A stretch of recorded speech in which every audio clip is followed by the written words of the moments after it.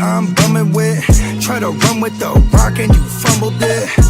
Finna spin the block in the mothership. Rock like Woodstock, big stock, smother shit. Word to Uncle Sam, we tax like the government. Still in the game till the day I'm in love with it. You are now rocking with the most coveted. Unapologetic, let you know who you fucking with. What's the use? I got the juice. Tapping head tops like Duck, Duck, Goose. Slide off smooth in a coupe, no roof. Rocking sheep's clothing, I'm the big bad wolf. Double up, we gon' double down and double that. If I feel him double crossed, I'ma double back. That's a couple hundred large in a duffel bag. Blitzkrieg, somebody gon' end up a pack. Yeah, with the shit. Finna call a blitz. Make you call it quits. I can execute the plan on improv off script. With my brothers from another living color with the skit. Yeah, with the shit. Finna call a blitz. Make you call it quits. I can execute the plan on improv off script. With my brothers from another living color with the skit. Yeah, you half steppers can't fuck with this. I'm with the big steppers and we stumping shit. Ice grill, you can feel the momentum shift. Alpha and the Omega. I'm the Genesis, real savage, go-getter. Yeah, I'm getting it. School of hard knock. I'm the mascot, flipping shit.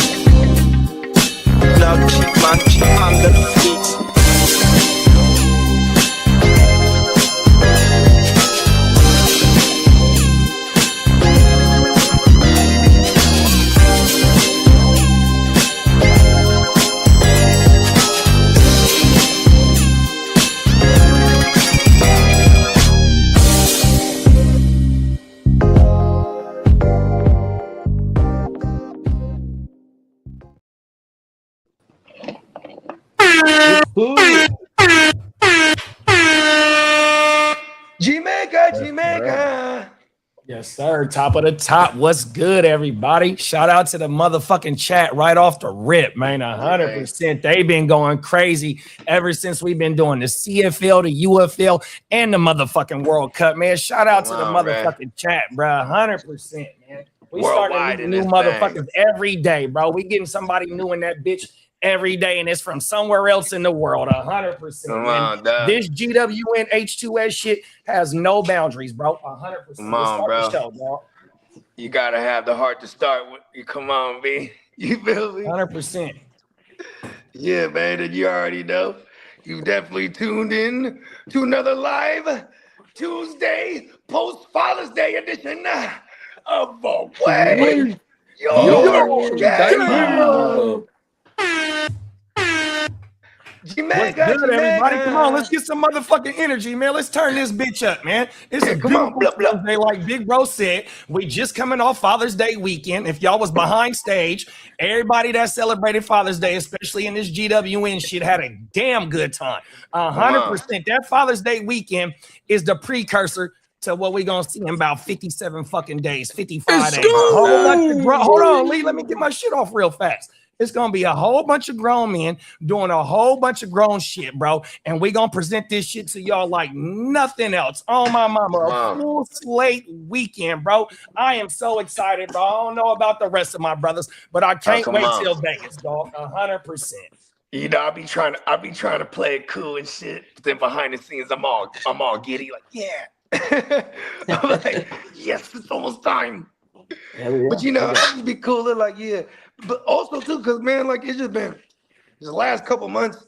There's been a lot of like in my personal life. It's been a lot of things. Been obviously had some losses. You know, rest in peace to the Rellies. You know what I mean? We forever gonna live it up for y'all. You know what I mean? And then on the flip side, it's the great balance of the universe. Had all this other positive shit going on. My daughter was graduating, then we was throwing a big party. And like, yeah, come on, man, congrats, sir. And that shit just it kind of consumed most of my most of my obligations, and like, you know what I mean. But still trying to keep moving with the music. Shout out to my man Prime One, you know what I mean, because we got a lot of shit cooking up. He just actually hit me with two of the coldest beats this morning.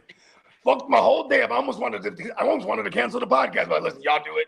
I gotta go right. You know what I mean? Yeah, you could go ahead and go knock that out. We ain't gonna cancel this shit, man. We are not letting this shit die out, dog. 100%. Listen, you know what's so crazy is the first one he sent me, just on the way to dropping off the kids and back, I done wrote the whole song already.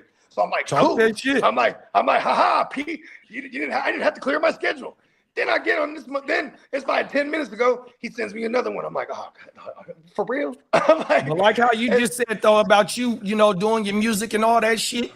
Like Lee doing his motherfucking shows by his motherfucking self. Everybody is inspiring everybody. I just cooked up my last video 100%. You know what I mean? I got to do some editing and shit like that. You know what I mean? About to drop that bitch. But yet the circle is still going. We all pushing this shit. You know what I mean? Even though we got shit going on outside and whatnot, like the goal is to make this shit be a motherfucking network. Because Lee is the one that said it to me, like, bro, do you understand this is like really a network with the shit that we're doing right now? 100%. And with the shit that we're doing right now is keeping that algorithm going. Like everybody got their own separate shit going 100%. Yeah. But when we come together and form like Voltron, man, we are really trying to take over these YouTube streets 100%. So, you know what I mean? Like I said, it's 14 million motherfuckers up in here. Shout out to wherever the fuck you found us at. If you fucking with the content, throw a like. Hit the stub, you know what I mean, and stick around, bro, because you're going to get some great content. Nothing like anything else you're going to find on the net. Oh, my mama, 100%. Yeah, man. And it's true, and it's authentic shit. Over here on WYGU, we've been continuing the Spencer Guru Nation ranks debate. So I think he's pulling up today. He did say, right? He usually pulls up around the second half anyway. But you know what I mean? So we're shortly going to get to the streets here. You know what I mean? 'Cause I know Lee got something cooked up for us per usual. You know what I mean? Sure. But let's run through the chat before we get straight to it, man. Top of the morning to the Prime Minister, man. Come on, man. Shout out to motherfucking dog. Canada in this thing. Shout out to Primetime Derek GP. Are you with me? Hey, Derek.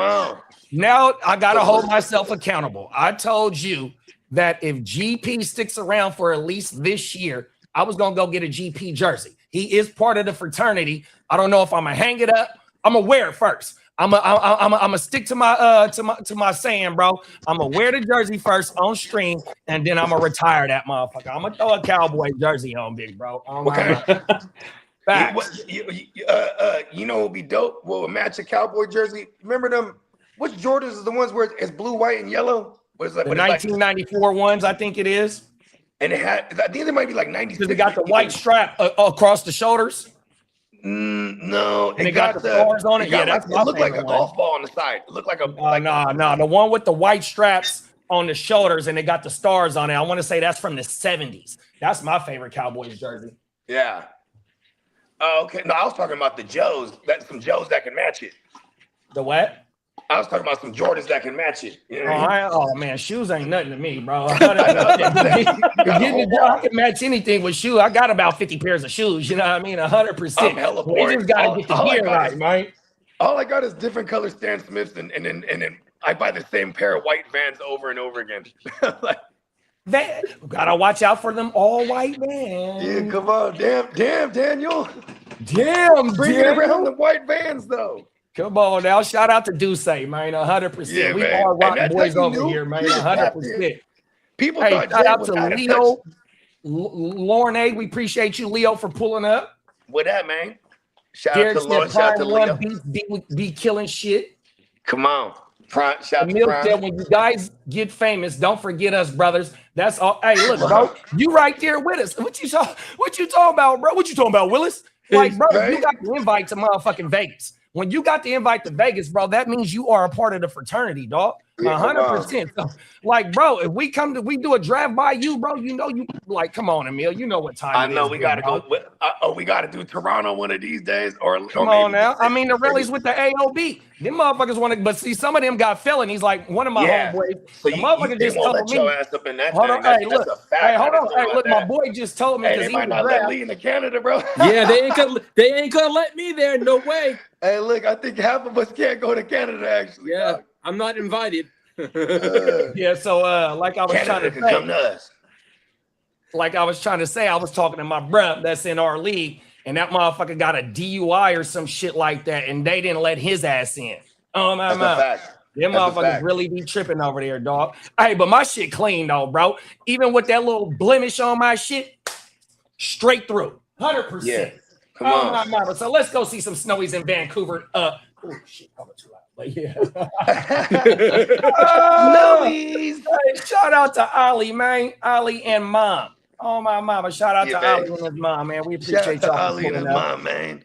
And my big, Yeah. I remember when you got your GP jersey, bro. Your wifey got that motherfucker for you last year. Yeah, he had it on my show.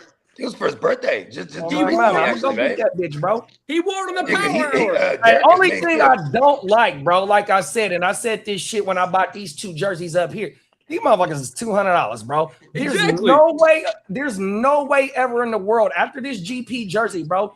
I'm not buying no regular jersey. I got all Mitchell and Nesses. I'd rather pay $200 for a Mitchell and Ness than this bullshit up here. This shit is weak as fuck, dog. 100%. Yeah, for decorative purposes only are those other. Exactly, bro. Yeah, that's why the right ones out that my mouth. JD, that's why the But ones you know that what though? framed I'll behind take me, like for I don't wear. example, I got that signed Ricky Williams one, and then when he came to the crib, I made him sign it again. I was like, hold on, and he looked at it, he was like, that's me. That's Because me. I was wondering, that. I'm like, how does it work? He told me like he's like, yeah, sometimes the companies will pay you. You sit down for like an hour or two, you just sign the gang of shit. You know what I mean? Remember how Johnny Manziel got in trouble?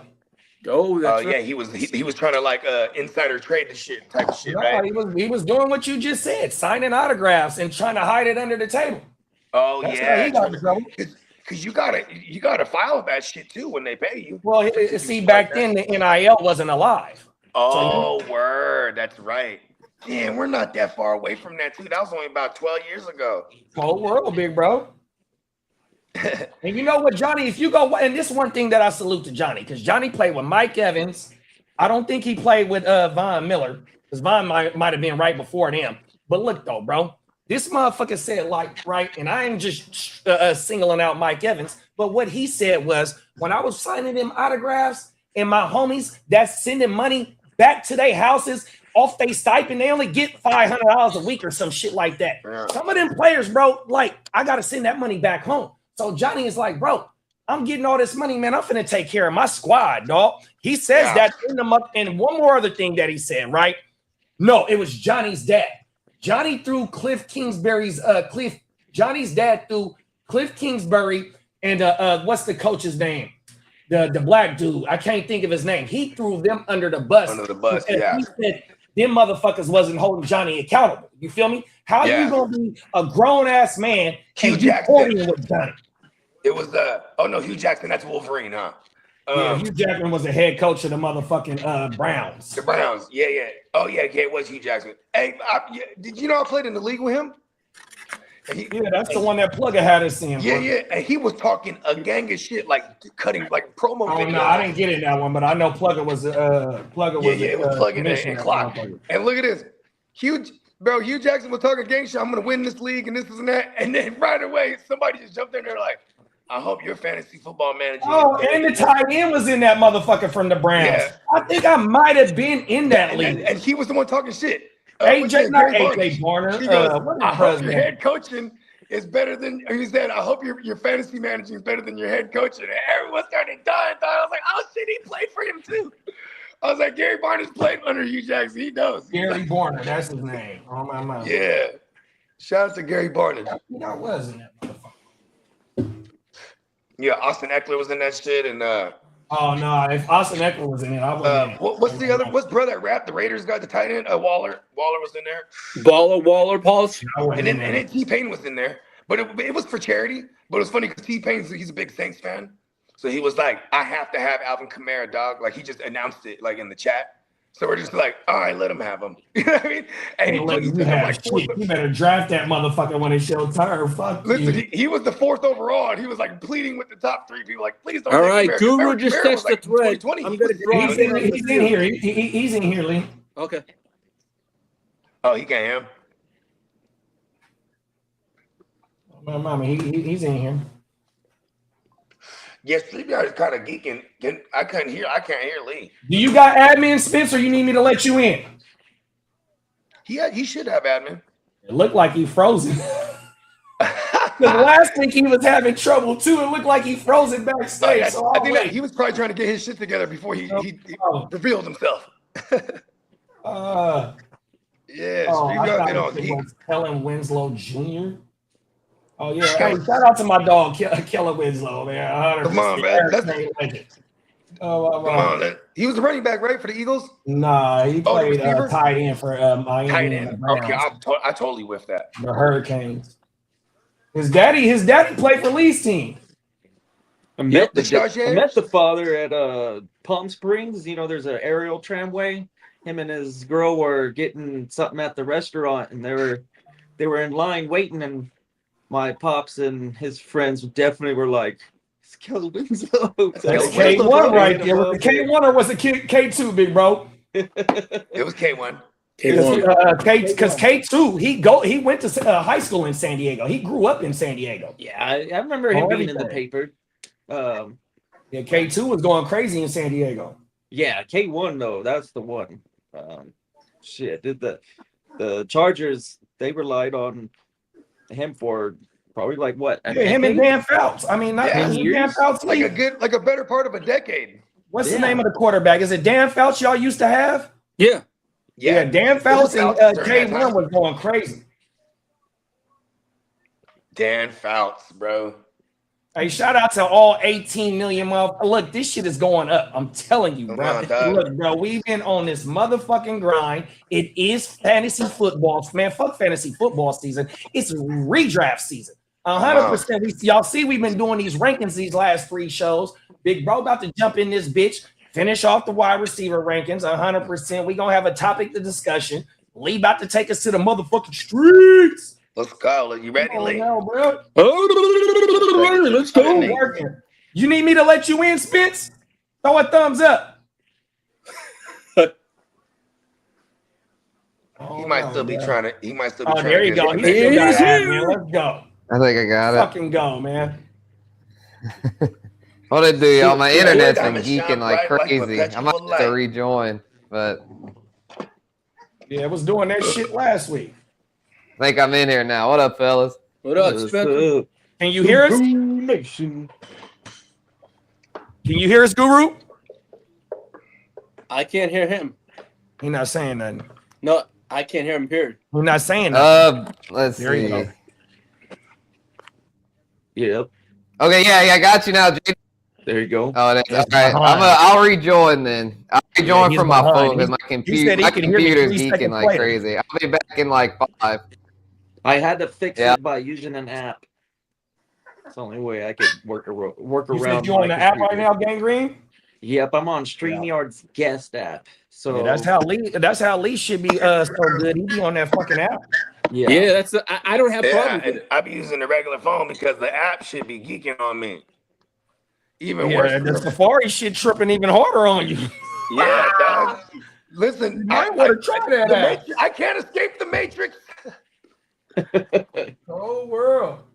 You know what it is too? I think it's the actual physical phone that I have right now too.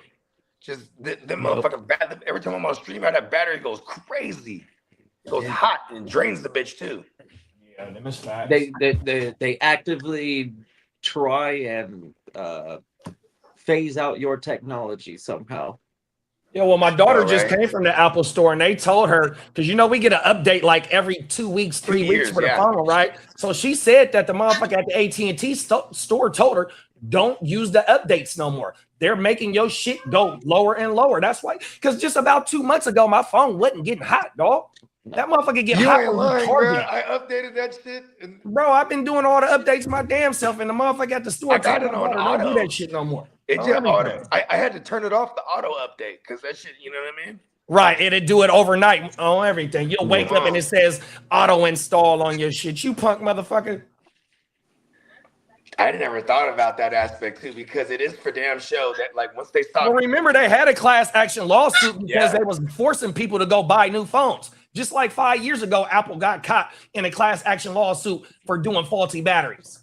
You did that. Now they have to build the devices to be capable of swapping your batteries. Yeah, facts. That was part of the lawsuit, is that Apple had to make sure that you can put new batteries in your shit. That was part of the stipulation. Matter of fact, speaking of class action lawsuit, I got $6.75 in my Venmo because Facebook did something or Meta did something. They had a class action lawsuit, sent me almost $7. Y'all better go check your Venmo. You might got a free $7 in there.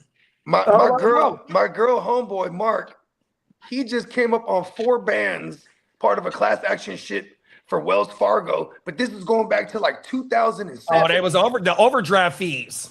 It was like the 2007 or some shit like that. Was it overdraft fees? Here's the thing. I asked my girl, I bank Wells Fargo. I'm like, well, how do we do this? He was like, he just signed up for it because whatever it was. I said, well, what was it? He don't remember. Right. He's like, I don't even remember what the so usually what they'll do is they'll send you an email, say like, because when you open your bank account and you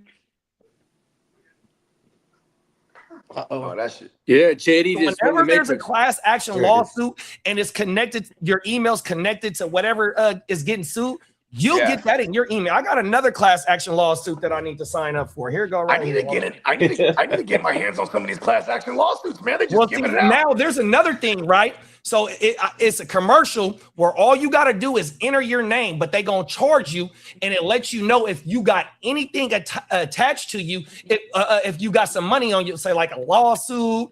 If you got like overpaid parking tickets and the city overcharged you, you got money waiting on you. It's a commercial where you can see and it tells you type your name in, but we gonna charge you, and we gonna see if we can find some money for you. Oh my mama, I have seen that.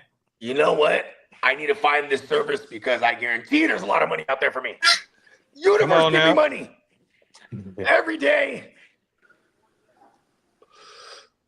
Gotta love the universe. Let me see if I can find this other class action lawsuit because y'all might be typing this shit. Come on, dog. You know what I mean? Let's get in on it. Let's start. Let's file one today. Let's file one against. Hey, we gonna file one against StreamYard. Yeah. You know what I mean? We pay a guap to StreamYard. Defamation of fucking up our Venmo one. Venmo says Facebook consumer privacy user profile litigation settlement administrator paid you $6.15. Where's the other one? That might be the only one. Huh? You know what I said? Man, we should have charged interest. Oh, here it go right here. Here go the other one. It says D. Coster versus Amazon.com. In class action litigation notice. If you purchase 5 or more new physical goods from third-party sellers on Amazon Marketplace on or after May 26, 2017, you may be a member in an ongoing class action lawsuit. You'll get that shit straight to your phone. Wow. I'll be turning a lot of my notifications off too. It's an email. This is what I'm saying. I make a point to like check my emails every morning.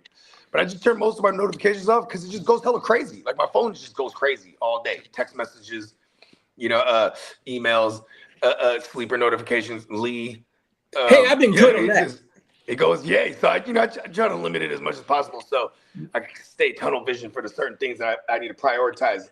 Yeah, I don't get alerts my shit don't give me alerts when I get emails. I've gotten much better on text messaging. That's what I'm saying. I keep my notifications off. I just check that shit like routinely. Yeah, I never turn my notifications off. The only ones I got off is social media. Now, the main one that stay on is sleeper. 100%, bro. That's probably the only one that I let stay on like that, bro. I don't want to miss the trade offer.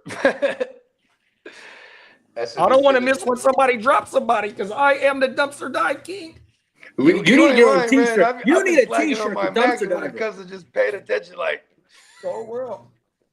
I need to stop my sleeper notifications for the Padres though, because every time I fucking check it, it seems like they're losing. I'm like, fuck this shit, dude. Take that thing away. Bad luck when I take that luck. I like not knowing. They seem to do better when I know nothing. It's the best. We got Bakes in the building. What's up, Bakes? What up, Bakes? Let's go. Vegas bound. Come on now.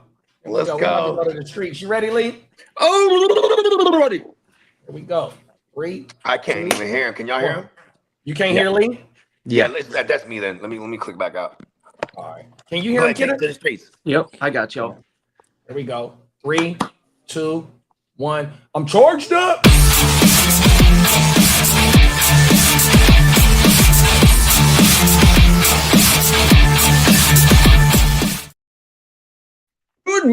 Good morning. Happy Tuesday, motherfuckers. Let's go. Tuesday, We got 57 days until Sin City upon us. Let's go. Let's go. 12 Sundays till football. Let's go. Let's go. That's an air horn. Jamaica, Sure. That's an air horn right there, bro. League business.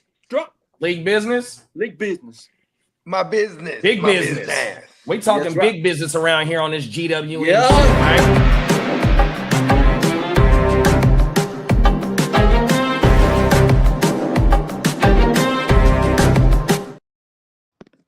Ari in Hampton says, bump. Says Mike McDaniel will be a super good for Chargers running back.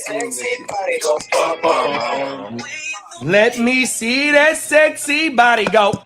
Bump. Hey, you know they're so it's a versus between B2K and Pretty Ricky this week. Oh my Wow. God. Hey, I ain't gonna hold you. B2K might blow them out the water, bro. With dancing, but Pretty Ricky got slaps. They do. Now, see, I wasn't no B2K fan. Yeah, I wasn't no B2K fan, but I got Pretty Ricky first album on my shit. Hey, that was good shit. You remember that joint? You want to go live for that shit? I told my wifey the homies ain't gonna want to go live for that, but if you want to go live for that, we can do that. Listen, Brody, I'm ready to go live for all that shit. All right, we can do it. I'm gonna find out the date. I want to say it's like we're the unofficial judges for the versus battle. Yes, sir. Yeah, I want to say it's the 25th. Oh, wifey sent it to me. I'm like, man, the homies don't want to do this shit. Okay, but if they do, I'm like, yeah, I'm with it my damn self. I remember, my younger sister, she's 4 years younger than me, right? And so, like, when I was in junior high, and then when the B2K thing was popping, she was like, her and the rest of like freaking little girls her age were just over the top, over the heels on B2K. You know what I mean? Come on now. They was on B2K. She had the posters, everything. Oh my mouth. You know what I mean? B2K, bro, was real life little girls' crushes and shit like that. Oh. No, you ain't lying, bro. And think about this. Them motherfuckers, dog. Them girls are in their 30s right now. They're gonna show up. So my wifey, They're she gonna came show out up to this thing. Hey, look. So on Sunday or Saturday, no, Father's Day, me and her mom, my mother-in-law, we sitting on the couch. She getting out the shower and whatnot. She like, I'm already ready for the verses because she was just at the concert. So it's a B2K on the front, and it had the Pretty Ricky on the back. They just did a tour together. Oh, that's what's up. Oh my man. But it's gonna be animosity because each of them groups feel like they got the better group. Just like what we didn't see between Rick Ross and French Montana. Right. Some homie ass shit, man. That shit, man, get the fuck out of here, dog. Even though I love E40 and Too Short, but I thought that was whack too. I was like, why are you making them versus each other? You know what I mean? I was like, you know what I mean? The OG versus the OG. That's fucked up. You know what I mean? They were just like, yeah, look, just go ahead and I guess maybe no one's on their level in that aspect. You know what's crazy? I just think about it right now. Damn, Too Short has been rapping longer than most of these motherfuckers, bro. He's been rapping since what, 82? Huh? When was Freaky Tales? Like 82, 84, something like that? Maybe like 85, I would say, something like right? that. These are the tales, the freaky tales. These are the tales that I tell so well. Well, Jim Harbaugh thinks the Chargers offense might be a lot scarier than people realize. He says the best is yet to come, in quotes. So back-to-back Chargers news. And now this one was kind of cool. And JD's I didn't know we were on the Chargers show. Here we go right here, y'all. Well, JD's a sneaker fella. Well, Sean McVay has signed an endorsement deal with the Jordan brand. Oh, wow. Let's go, McVay. Yeah, McVay be annoying me. Sponsored by Jordan. So here it go right here. June 25th, 6:30 Pacific Standard Time. Okay, word. Nice. Oh, that's 2 days away. I think today the 23rd. Yeah. Okay, yeah, we doing that. That's on Thursday. Yeah, hell yeah, we'll run it, bro. Shout out to the Crooked Commish. What's up, Craig?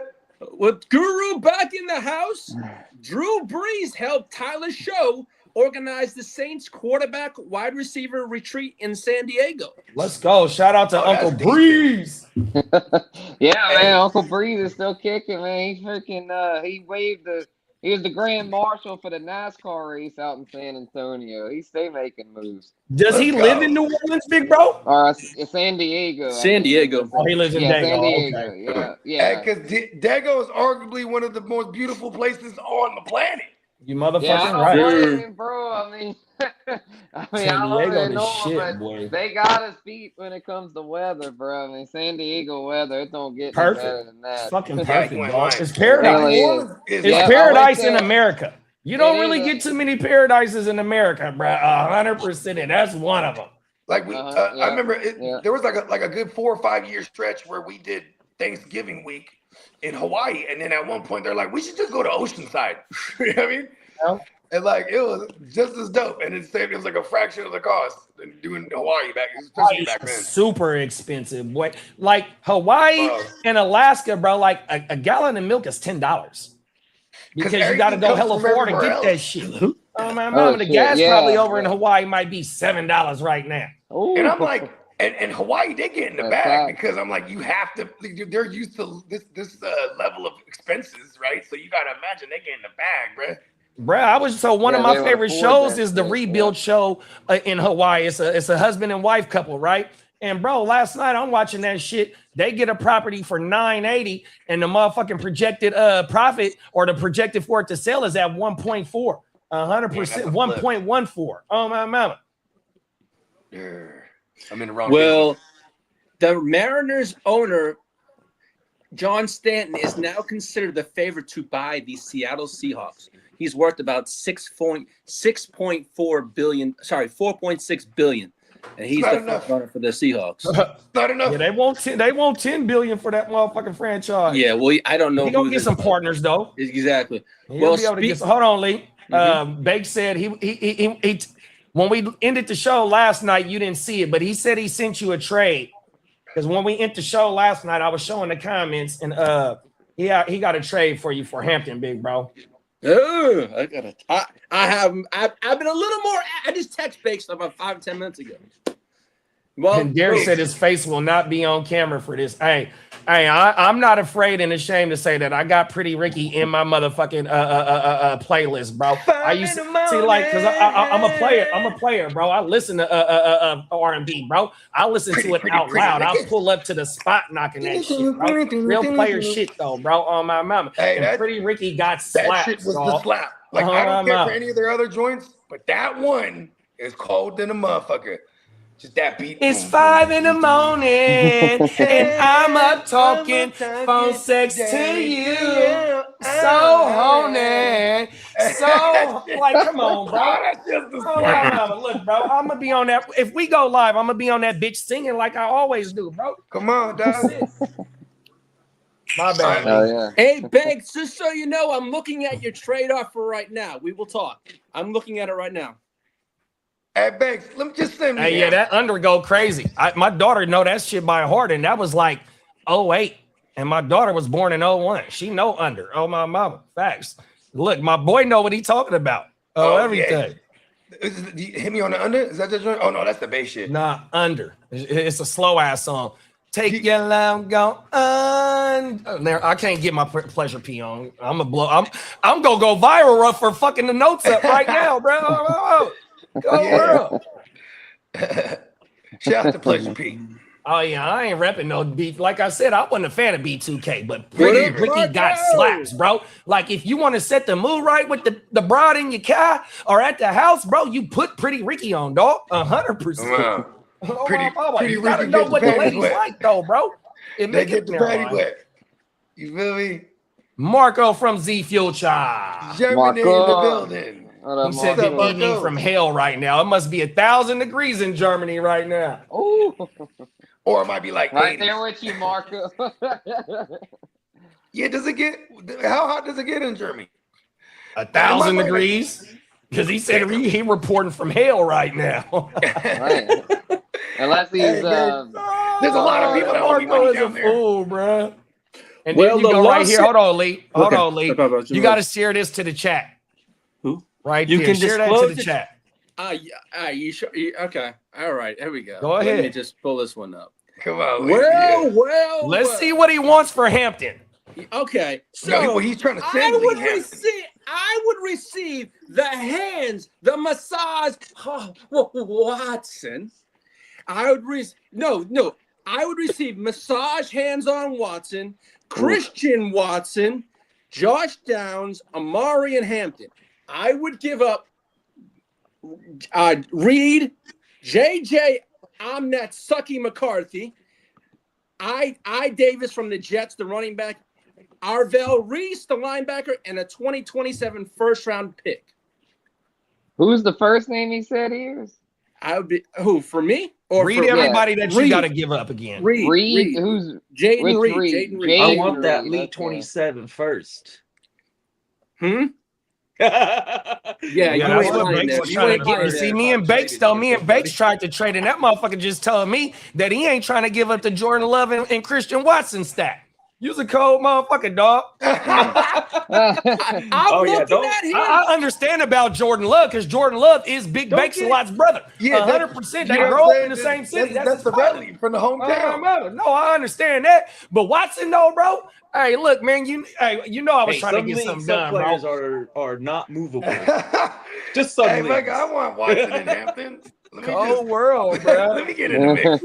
I'm afraid to leave here to the streets. Let's go ahead. What do we got out here? Yeah, that's My bad, Lee. Hey, look, he's looking at the trade. Was you looking at the trade again, Lee? Are you getting your running What? back? Yeah, Hey, look, he's doing his finger on his lip. Listen to me. It looked like he was contemplating a trade, bro. Last year, I made some fucking boneheaded, fucked up decisions. I am not repeating this year. And that motherfucker's coming. You don't want your boy? I fucked up last year. Bro, you just Not a bad led deal, off the but news about you are how giving up big that of a first. season that Hampton had.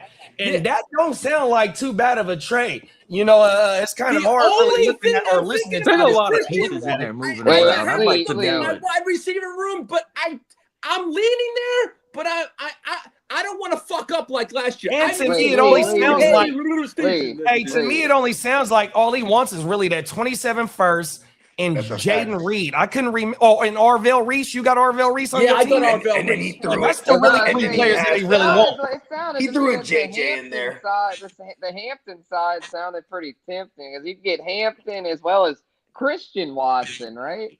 Yeah. Yeah, he's Yeah, getting Christian both. Watson I'm could have a receiving both breakout Watsons, season. Downs, and Hampton. And Downs could be pretty solid too, since Pittman's no longer over there. Banks is diabolical because he wants that first because he believes that first is going to be very coveted. Yeah, I mean that 27 class should be very good. Lee, I would put it like this: if you think your team has a shot to win this year, I'd take that shit. But if you feel like you need to keep building and need that 27 first, then I'd hold tight. It's That's how I'd tough. look at It's it. tough because it's a $200 league. No, I know. Those I people don't give a fuck signing with $2 million. teams I'm are going to play big the boy same leagues. savage way I play get it. it. I know I'm a So, fucking when savage, it but comes God when damn it it, comes to I'm trading, thinking. you gotta assess where your team is at, and if you Exactly. think you I don't got want a to shot make. to I made a strike- boneheaded move last year, and I don't want to regret these little moves again because it's rebuilding each year.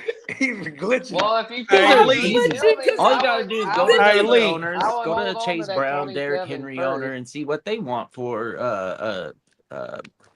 comparisons. Yeah, test the market, like Kitteh saying. Yeah, see Hey, what Lee, other- bruh, if you add Amarion with Gibbs, bro, Kind of nasty. hey, bro, Let me get Gibbs up off you, Lee. and you coming up on Gibbs Christian ain't Watson. going anywhere. Let Hey, me you get got- Gibbs, bruh. You got two good tight ends, so this is a Man. tight end Gusto. premium. Yeah, you got Burrow. Don't give up Gibbs. Yeah, don't give up Gibbs. You want to add Hampton with Gibbs. My battery might be juicy, La Paz, but it ain't going that far.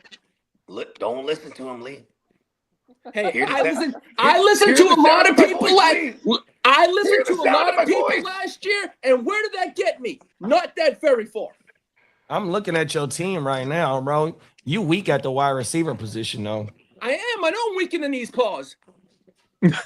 I get so weak. Yeah, You're a cold dude, Bogey. If you need a receiver, Hey, I told you we be on that R&B shit. Then Yeah, you catch should- us Friday or Thursday for the verses. Knock me right off of my feet. Well, speaking of Josh Downs, he's expected to see more targets in a larger role, Pause, in And he's in the 2026. trade offer that Hey, you he's just trying to give you Josh Downs and Christian Watson. That's what I'm saying. That's a pretty good freaking And you deal. getting if you Hampton. ask I me. think you kind of win. Listen, I think I you might kind need of to think take that so. trade. I think Bates is in a Lee, must listen be in to a the sound of my rebuild voice. or something because Listen to the sound of my voice, Lee. Yeah, Bates. the Reed love stack. Okay, Bates been trading since last year, I think. Him and Diamond Joe pulled off a major trade with some quarterbacks on everything. Him and Joe Bates been shaking shit up. He acquired Lamar right out the gate. Yeah, he been shaking shit up, bro, on everything. Yeah.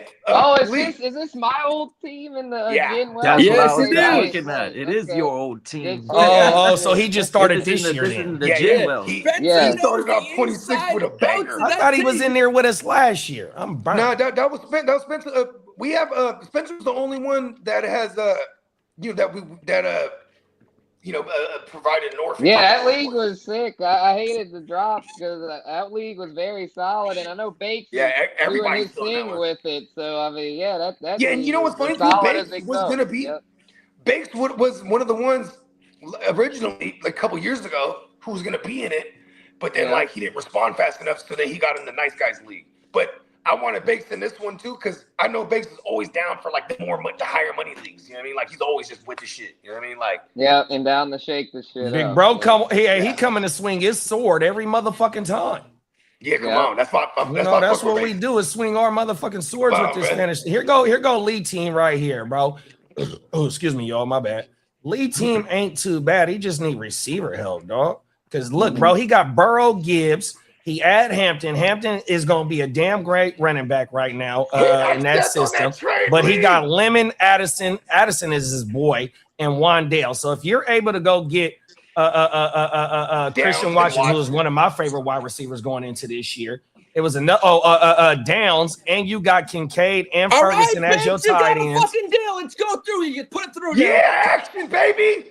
Let's go. Action. And then, never mind. I ain't gonna help you out too much. But you got some pieces. Done. I sucked it up, pause, and hit the bit. Oh, wait. For real? Damn. Oh, wow. Oh, here it go right here, y'all. Can y'all see it on the screen? I just got our fucking board. Let's fucking go. Let's go. Can y'all see it? Yeah. That boy ears ain't playing. He actually traded. He's able to trade Watson. You got Steven's kind of nasty now, dog. I ain't gonna hold you. Okay, let's read it. Bogard, I ain't fucking playing. Okay, here we go. I'm gonna read it out loud. So Lee receives Hampton, Deshaun Watson, Christian Watson, Josh Downs. He loses Jaden Reed, JJ McCarthy, Isaiah Davis, Arvell Reese, and a 2027 first. Wow, I like that trade for you a lot, Lee. Are you gonna win? Now you got to win. Now you have to go.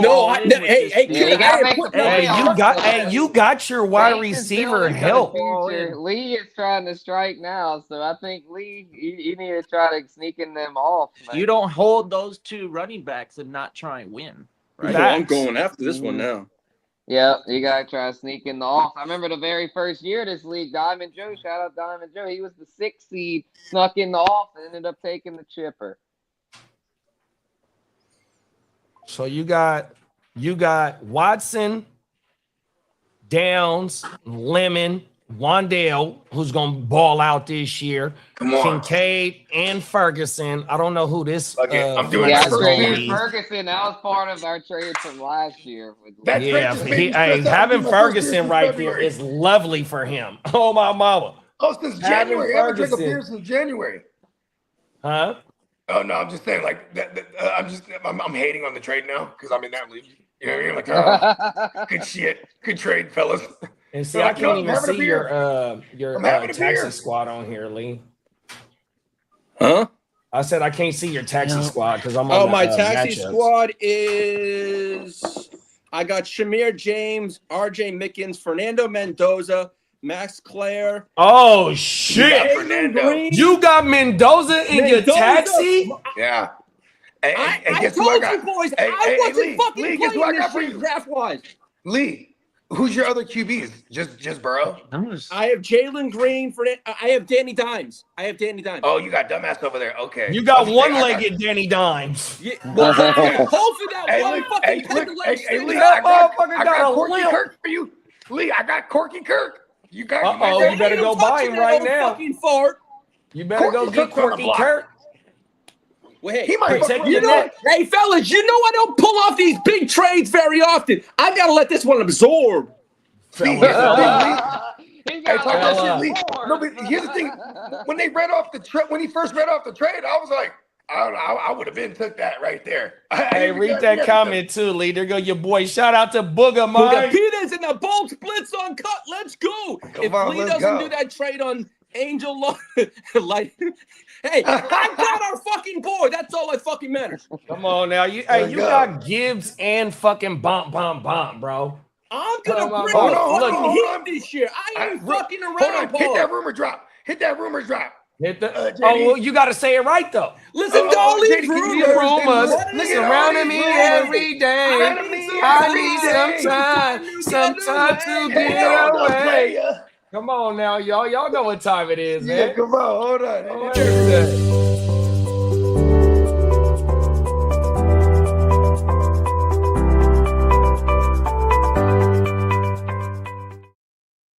All That's right. a King D. All right. Hold on.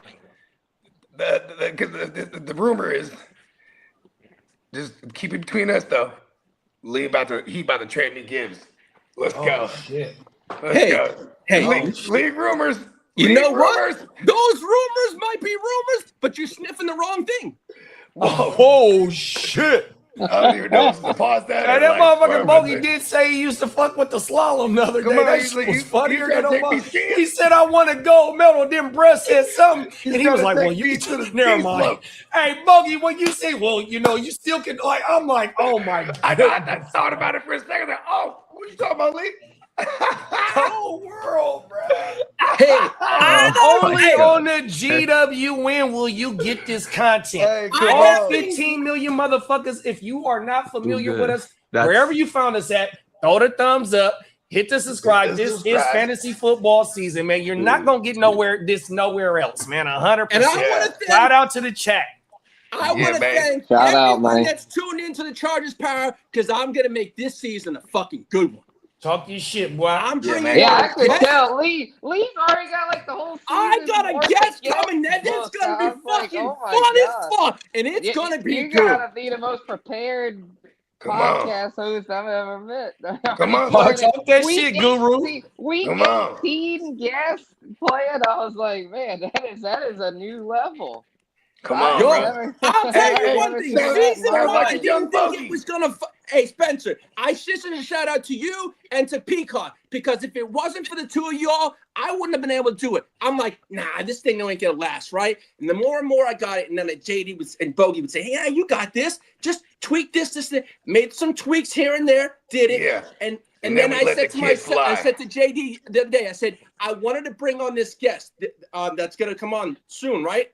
Pause. Who's well known in the sports betting world and as a Chargers fan, is going to come on. But I wanted to bring on last year, but I wanted the show to be Oh, better so she- and more prepared before I bring on a bigger guest pause like that. So Yeah. No, I Yeah. get it. I get it. And I didn't want to do something half-ass pause. I wanted to do it the right way and bring it on when my show was better and much more produced better. Right. We don't have cock it full cock. Pause. Exactly. So Yeah. I have guests. Hey, that motherfucker said it needs to be produced better. Hey man, what the fuck? No, by bro? By me. I'm just playing with you. Yeah. He's a director. You know what? Shit, That motherfucker is a fool. Hey, leave me on fire, y'all. We need to write more. We need to write in more Kermit into the show. We need more Kermit. Hey, that's during the season. Yeah. But right now, I'm just in Jay. But you know what? Hey, you know what? Hey, Bogey. Peacock, Hey, I got a bet. Hey, shout out to Diamond Joe and shout out to my dog Bakes, right? Yeah. Last year, I didn't know what Kalashi was, and they had bets on, bro, right? Hey, what's the over-under on Kalashi right now that he pulls out Kermit this year? If y'all really been listening to what the fuck he been saying, he's not being disrespectful no more. He went and got Kermit, had her in a motherfucking dress and a sticky note on there, and he got a Chiefs podcast coming on. I bet you Kermit don't come out this year. Now what? Kermit's coming out, but not you play. Listen, no, man. I doubt it. Kermit has to make an appearance if and when you guys win or lose to the Chiefs. Like he got to come out no matter what. He got to come out no matter what. Hey, Kermit's popping out. You know what I mean? Hey, Bogey, I need some head pause. Hey, bruh said he trying to get it real full podcast mode. Oh, shit. He bringing it. Oh, he went and got it. Oh, I had to screen off. I got a big mouth and I like Miss Piggy. Hey, I didn't even have the screen on because Crooked said Portugal just scored, so I got the split screen on now. I want to see if it was bruh. Okay. Oh my mama. Yeah. And Bakes said he got 4 first-round picks. Shout out to Bakes, bro. That reminds me of being in one of the leagues this year. I had 4 myself. And we got a fantasy question. Doing well with the team. Okay. I'm happy to hear that, Bakes. You're doing me proud, man. Come on now, talk that shit, Guru. Oh yeah, I knew it was going to a good home. Shout out to Bakes. Hey, Bakes adopted Guru's son.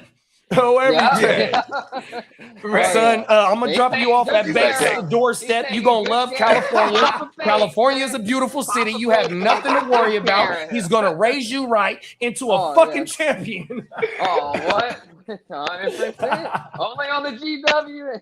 Only on the GW. Hey, come on, man. Here go fantasy question.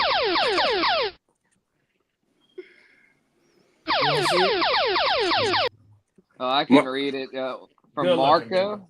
What should I do? Yeah, he got a fantasy question. Wait. Oh, okay. It says Blake Watson, Jace McClellan, Jaheim Bell, Kendall Milton, Casey Washington. I don't know what this Ulo.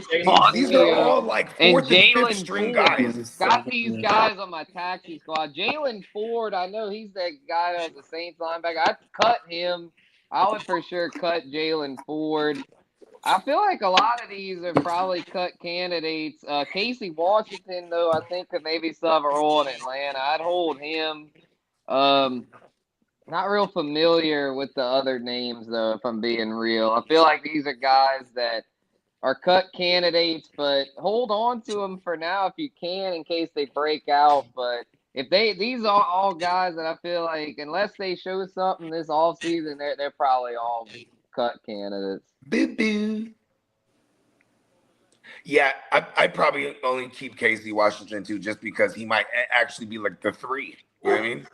Right, yeah, I would for sure keep him. The rest of them, I ain't unless tripping. they show anything, I would cut Jalen Ford. I don't think Jalen Ford's doing anything with the Saints. I mean, they drafted the other guy and they have Stutzman. Yeah, I got Stutzman in a few places. They signed Caden Ellis. Like, that linebacker core is set. Yeah, I got Stutzman in a few places, Guru. Oh, my mama. think I've he's been up holding now, on to Stutzman since last year. I took his ass off the taxi just because OG gone and he in New York. Right, the Mario in New York. They did bring in Caden Ellis. He'll be the captain, I would think. And then I think, though, he could beat out Pete Werner. Stutzman could beat out Pete Werner. Pete Werner's okay, but he's nothing special. So it wouldn't shock me if by the second half, Stutzman's the starter next to I think he could outright beat him out in camp, bro. Like straight up. Yeah, it's very possible. I wouldn't predict it. I think Werner will still start week 1, but you never know. That's not that crazy of a take because Stutzman is a guy that they drafted with the new regime, like the Kellen Moore, Staley regime, the current regime, exactly. Yeah. And Staley kind of shifted some things around, and that seemed to help. I mean, the defense last year was above average. Yeah, y'all came together, for sure. Fact. In that final stretch. 100%. Everyone talked about Tyler Shuck, and he did do well, but it was a big part of that was the defense as far as the Saints turning things around in the second half. Yeah, getting turnovers. You guys started getting turnovers like Dennis Allen was there. And y'all brought the other OG back too. He been with the Saints his whole career. Jordan. Yeah, Big Cam's back. Yeah, we talked about that last week. He re-signed, I think, last Friday. Like during the show, I think. Like Lee broke the news, if I remember. Right? I made a few phone calls. Good. That's why I wasn't on the show. Get my man Good CJ. stuff. Working the phones for us, man. You know what I mean? But then see the iPhone battery started getting all hot. You see that? Damn that shit is crazy, bro. Fuck you, iPhone. Trying to make the phone calls, B. Yeah. No, it be doing that shit. That shit crazy, bro. Yeah. What else you got for us, Lee? Oh, I got a lot. Okay, so I was. Yeah, because we want to get to these rankings too. Los Angeles Rams could have extended Puka Nacua earlier, but waiting may have cost them. Since his rookie, they say Puka is only added to his resume, and if he has another at least season, his price could just climb even higher, just higher for the Rams. He's gonna get like 45. Yeah. Now, as for Tucker Kraft, he could see time on the reserve PUP list during training camp, but is currently on track to recover and be ready for week 1. Oh. Now, as for the Las year. Vegas Raiders, I'm not going to say that name. Let to hear that. Fernando Mendoza says Tom Brady is teaching him how to lead an NFL team. So that's what they're saying. I got a question for you, Lee. Yes, sir. Why did you start off by saying I'm not going to say that? What were you talking about? I'm having them the Ray Turds. I'm trying to be respectful. You know I know the answer to that, bro. Because I'm trying to be respectful. But yet you just brought out Kermit. Like, hey, like Bake said, bro. Oh, my mama, like Bake said. The over under is minus 500 for Lee bringing him out in the next 3. Hey, look, bro, my word of advice to you is get your shit off in the off season. When the season start, just be neutral, bro. 100. That's I'm not gonna. Especially with guests on, bro. Like, what did you say? Bogey said, and JD, you tell me a lot. Watch the tape back. I watched them back quite a bit on the TV, and motherfucker, I was like, what the fuck was I doing? Oh, and also another word of advice: pick your spots. Hey, we got to go too. Where you can talk your shit, you know. Yeah. You don't want to overdo it, you know. As I said, Spencer, I'm still a work in progress. Talk your shit. But, now I need the rumor report. Oh. Listen to all these Looking on the rumor.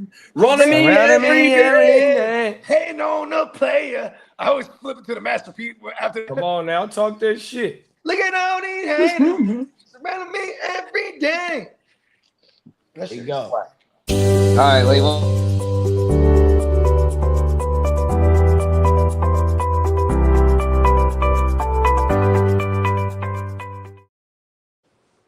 Cleveland Browns have received several calls about Shedeur Sanders' availability. Wow. Several, as in maybe Jets. That was going to be my question. What teams y'all think Jets, Miami. I know the Jets. Pittsburgh. Arizona. Rona. Arizona's big on. Oh, this is kind of dope, huh? Like, think about it. He has some really. Hey, what if the Colts do what they've always been doing and they go, we're just going to get another guy because fuck the guy who's the starter. You know what I mean? What does Danny Dimes' contract look like? He only got that. He got that Baker contract, that 3-year bullshit. It's like a Baker deal. And Baker looking to get paid right now, so they can get out of Danny's probably after this year. Yeah, I mean Danny's like a prove it deal. Yeah. Because he's coming off that massive. He's coming off an Achilles. Okay, so with maybe Shedeur being cold world, now I get that for both. Shedeur. Fucking Oh, God. He's a cold dude, dog. No, With Shedeur maybe being available on the market. What's the boy name that's finna be in the supplemental bullshit? Sorsby, but now you got two maybe starting quarterbacks on the market. Now, like Lee said last week, and I think we was on a consensus when we said this shit on Friday, like, bro, it might be a team that's willing to give up a second to go get the boy that's coming in the supplemental. I don't know what you're gonna be able to get Shedeur for, but if you get that motherfucker Shedeur in the right system and the boy, what's his name, Sorsby, because they on TV, the main motherfuckers talking about, bro would have been the third quarterback in this year's draft behind Simpson. I just thought of something, bro. Remember? Yeah, he'd probably been a late first. Remember in the draft, one of the teams that wanted to go get Shedeur, and including the Niners. I'm not saying the Niners, though, but it was who's the other team? The Eagles, right? Eagles were thinking about pulling the trigger on him, right? If whatever happened, they didn't end up drafting him. I think the Browns undercut both the Niners and the Eagles at that point late in the draft. And what is the Eagles talking about right now? Jalen Hurts is kind of in a prove it kind of situation. Maybe even Howie Roseman's crazy ass evil genius motherfucker could be one of the teams that they're talking about. Because when you say several by definition is four. We just rattled off 6 teams that actually are kind of fucked up at that position. You know what I mean? You know what? You said 6. Oh, my bad, Spitz. Oh, good. I'm gonna say my take is that I don't see the Browns moving him because Massage Watson hadn't played in years. I mean, why are you really gonna put all your eggs in that basket? That seems nuts to me. I think they gotta keep Shedeur. They gotta. But the Browns shit all over everything they do. No, I know. I mean, it wouldn't shock me if they fuck it up. But in my opinion, if they trade Shedeur, that's a big L for them because you're not gonna get enough in return to justify that. And if you're stuck with Watson and you're having to start over at the position again, if he's a flop, like. That's just gonna I know the Browns are gonna Brown, but to me that they can't. And they got hella first round picks too. That's they actually like tank again this year. Rookie deal. I mean, you gotta hold on. But that's what I was gonna say, Spence. I'm so glad that you said that because damn near every team's goal is to have a rookie quarterback on their deal and build everything else out. That way, you know what I mean? You got a better chance at getting into the dance. And then, you know, whatever happens in the dance is in the dance. But that is like the goal, bro. You want to get one of them motherfuckers on that rookie deal. And he got 3 years left on that motherfucking 5th round deal. That motherfucker only make maybe 1 or 2 million on his contract. But that motherfucker balling with them jersey sales and shit like that too, though. Yeah, no, that's for sure. And then also, you know how else that ties in to Shedeur? Man, the motherfucking owner is getting shit like that. Haslam is not letting Brett walk out. And then there's no way. Philly wanted him last year. You know who else wanted him? Todd Monken wanted him last year, but he was like, "Nah, I don't want to back up Lamar." That's Todd Monken's now a Cleveland coach. Monken don't want Brett to leave. No. That is true. I didn't think about that. They ain't letting him go, bro. There's whole world, bro. On my mama. When the moon hits your eye like a big That's Commanders. Hey, bro, you the only reason why I call that motherfucker that, dog. Commanders head coach Dan Quinn is viewed as being on the hot seat in 2026. Oh shit.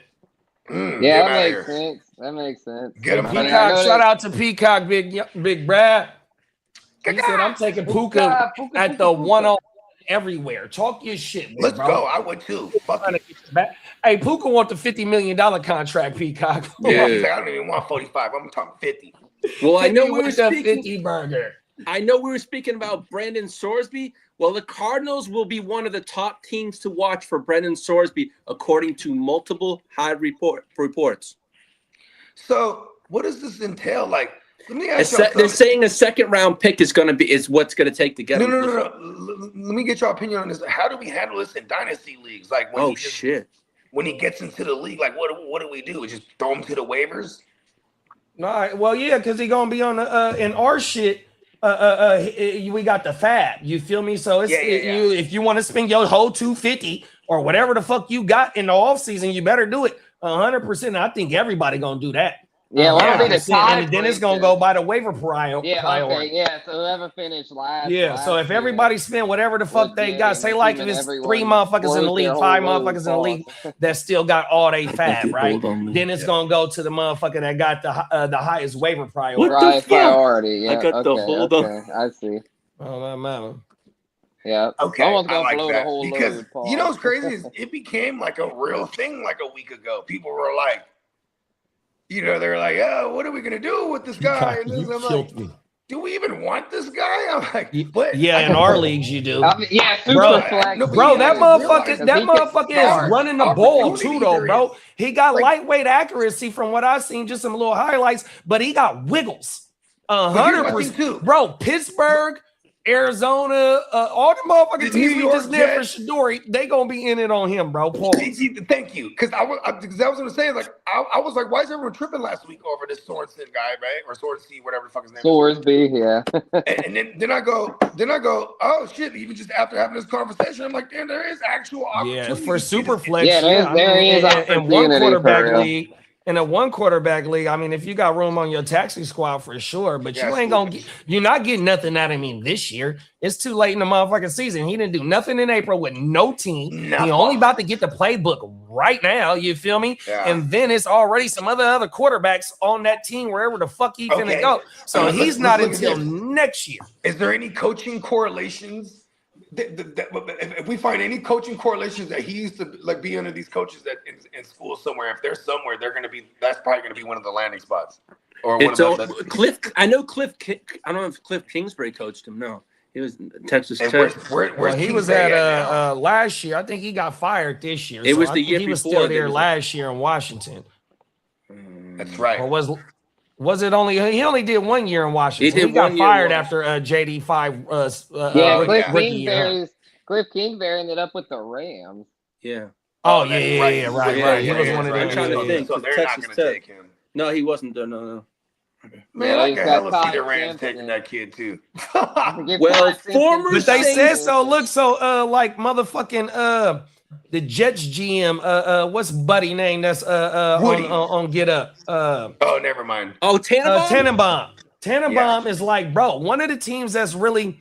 He didn't say a team, but what he said, basically what he's saying, is going to be a team that is an established team. But like how you said, Bogey, about fucking Jalen Hurts, he said it's going to be a team that's kind of like, oh, okay, we might be able to move on from our starting quarterback and just slide in there.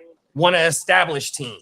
100%. That's what. Yeah. And that's another thing. It's like if he's coming in as a supplemental player and you give up a second round pick for him, his motherfucking contract ain't shit. You feel me? Yeah, and that's what we talking about. How the motherfucking teams is trying to build around, build their teams is them quarterbacks that don't make nothing.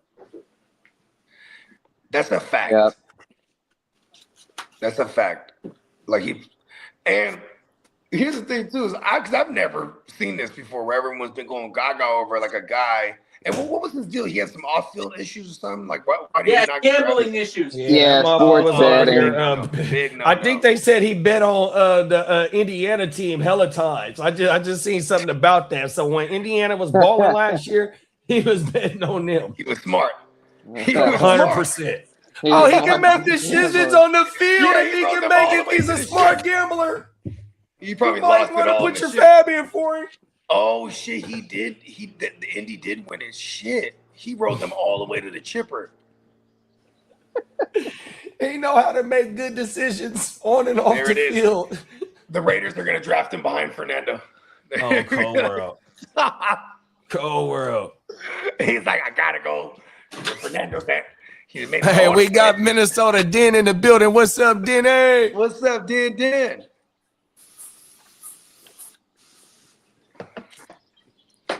He said he got his fit put together for Vegas, bruh. I see him, bro. Hey, whole world.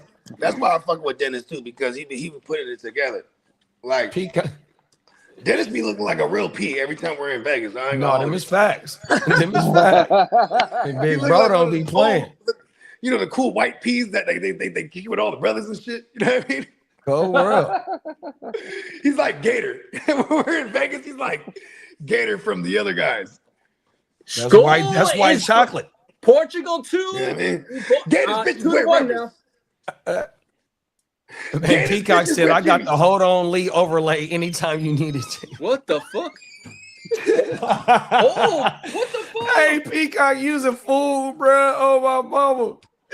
Oh, every day. Where's that? Let me go see that shit, bro. What the fuck? The hole? What the hell?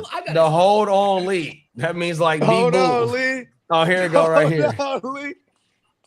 Oh, no, I saw that last week. Pump your brakes. Slow down, Turbo. All right, Lee. My fucking big ass motor Pringle. Any more news? Or are we ready? Yo, I got. You know what? Hold on. Let's get to the rankings. How about this? I'm gonna burn through it so we can get to the rankings. I don't need the drops. Right, I'm just gonna go straight through. Okay, come on. Let's get in front All of right, it. former Saints wide receiver Michael Thomas is expected to retire. Ravens are viewed as the favorites to land Stefon Diggs. Whoa. Who, the Raiders, you said? No, Ravens. Oh, the Ravens. Ravens. Oh, he said the Washington. Ravens. I thought he said New Orleans for some fucking reason. No, the Washington Commanders are expected to add another wide receiver before the training camp starts. And why isn't it Diggs? And no, their interest is DeAndre Hopkins. What the fuck is going on? Exactly. Not even now the Keenan New Allen York Jets are still believed to be in the market for a backup quarterback. Especially with the Geno drama. Now, as Wait. Run that back, Kitteh. What happened with Geno? Oh, he was accused of some assault by a woman on his kid, but his baby mama or kid's mom came to that and said he's a great father. We just have to do our due diligence and scour the market and see what kind of quarterbacks are out there because it's developing. Shedeur. Yeah, I think the Jets should look into that regardless because I mean, currently the backup battle between Cade Klubnik and Brady Cook. I think Shedeur could play in New York though. See, that's one thing about Shedeur, bro. That motherfucker got the pedigree. He's come from that bloodline, bro. That motherfucker can play under the bright lights, bro. It takes a certain motherfucker to be a gangrene quarterback. It takes a certain motherfucker to be New York Football Giants quarterback, bro. Eli, bro, he played that position. Say what you want to say about him. That motherfucker played over there. He played it how it was supposed to be, bro. And he was a champion for two times, bro. 100%, bro. It take a certain motherfucker to be that quarterback in the Big Apple, bro. I think Shedeur could go to the Jets, bro, and be a damn good quarterback, bro. I would love that. And y'all got three first rounds next year, and then all the offensive weapons y'all just got and that offensive line. Oh yeah, bro. Now, as the San Francisco 49ers could explore trading Mac Jones before the trade deadline if Curtis Rourke develops into a viable quarterback too. Now that's more preferable for the Jets. Show, I'd rather have Mac Jones JD. long term than Shedeur. Like you want to see Rourke. We're going to see like a shit ton of Rourke because it's time to see what the kid got. You know what I mean? And now coming out this morning, but see, that'd be nice, like how Kitteh said, though. He would rather have Mac Jones. I would rather you come and get Mac Jones, too, big bro. Yeah, come on. I'd rather go out and get Hey, see, one of them 3 first rounders or 2 first rounders you got. I've been shouting We'll that send out you Mac for a Jones in a while second now. for one of them. Hey, I'm trying to tell you, hey, look, today's price ain't yesterday's price. So as we get closer and closer to week 8, the value guys, gonna go up. So breaking come news. and get him early right now. The NFL has informed teams that it will not be holding a supplemental draft, meaning Texas Tech quarterback Brandon Sorsby will not be eligible to enter the NFL in 2026. What? Oh. Well, It just came out 41 seconds ago. Yeah, well, breaking news. Where the breaking news drop at? Shout out to Ears. Yeah, no worrying about bidding on him. Right. Hey, you get to say you fab. We get to keep our fab. Fuck Shedeur's him. about to get traded now because no one can get this kid now. Yeah, they probably did. I bet the NFL did that shit because they didn't want this kid to get in there because of the controversy surrounding him. I bet that's why they pulled the plug on it. Mm-hmm. Damn, not They didn't want this kid. They didn't want this kid, bro. They could have tapped in with the GMs and got a consensus of like, bruh, where y'all thinking about taking this motherfucker? 5th, 6th, 7th. Ain't nobody said nothing, man. Fuck him. Let him go sit till next year. Now to fuck follow that. up that Mac Jones No one information. wanted him. No one wanted This morning, the headache that comes with that. This morning came out the 49ers reportedly have had talks with a couple teams about Mac Jones already. Oh shit. So Arizona. Oh yeah. Yeah, if someone gets injured in camp, they will be. Someone might give up a first for Mac Jones if they're desperate enough. No, not the Jets. Remember when Teddy Bridgewater won 5 of 6, or he won 5 out of 6 games for the Saints, bro. He was immediately picked up as a starter. Yeah, Mac Jones played 8 games last year. Yeah, I think Mac Jones. Won like 6 out of the 8. Yeah, Mac Jones is a top 32 quarterback in the NFL. Yep, so me too. if someone suffers, I mean, let's just say Geno gets a season-ending injury in camp. I bet the Jets offer at least a second, maybe even a first. Because if Geno would get hurt and have to go in the year with club nick, I mean, your season's basically over before it starts. If you trade a first, though, that's considered almost like, okay, this guy is a franchise caliber player. We're gonna keep him long term. I don't know. Mac Jones. My bad, I cannot hear Kitteh too. Let me click back out for some reason. Mac Jones is my favorite. For me. Weird. For the Jets, Mac Jones is my favorite quarterback to acquire for sure. Yeah, at maybe this 2 moment seconds with what is available. or a Geno second and a Smith was third. up there too, though. So I am happy with having Geno Smith as long as there ain't no allegations, just to get 27 under wraps. Like for sure. if we go into 27 What's up, Ghost with a Monkey? Geno that gave us a lot of wins and fought and did well, then awesome. And then if he didn't do that, then we go to the quarterback market in 27, and that's going to be really exciting. Deliberating the process. If the 27 Jets are in it for a quarterback, it should be really interesting. We took Omembu in the 2025 draft. Y'all took Sadiq, Maury Cooper. I forgot who else was the other motherfucker, right? Y'all building y'all team out. If you can go get Mac for a second or a third right now, big bro, and with all the draft capital you got next year, bro, like, bro, within the next 2 years, bro, they at the top, bro. I ain't gonna say at the top of the AFC, but they contending for their division, bro. It was my favorite pick, but Geno Smith arrived in the building, and I'm okay with that. It's a Mac cool story Jones too. to cost a first or even a second, because that was really what was talking about. Like when Mac Jones first started popping off as a candidate to be traded, and he was showing out and balling out and winning games for y'all. I want to say, like, people were still like thinking like, man, if we could get like a third for this guy, we should just do it right now. And those are the types of trades that I would like the Jets to consider for Mac Jones now, after receiving now that we have Geno Smith in the building. We don't need Mac Jones. And all right, the league just said this. And all this is predicated on Curtis Rourke too, though. You know what I mean? Because Curtis Rourke had a red shirt season last year, because his last year at Indiana, he tore his shit. But the year before that, he was a highly accurate quarterback, and his predecessor was that's on the fucking Fernando. 100%. So Rourke got a brother.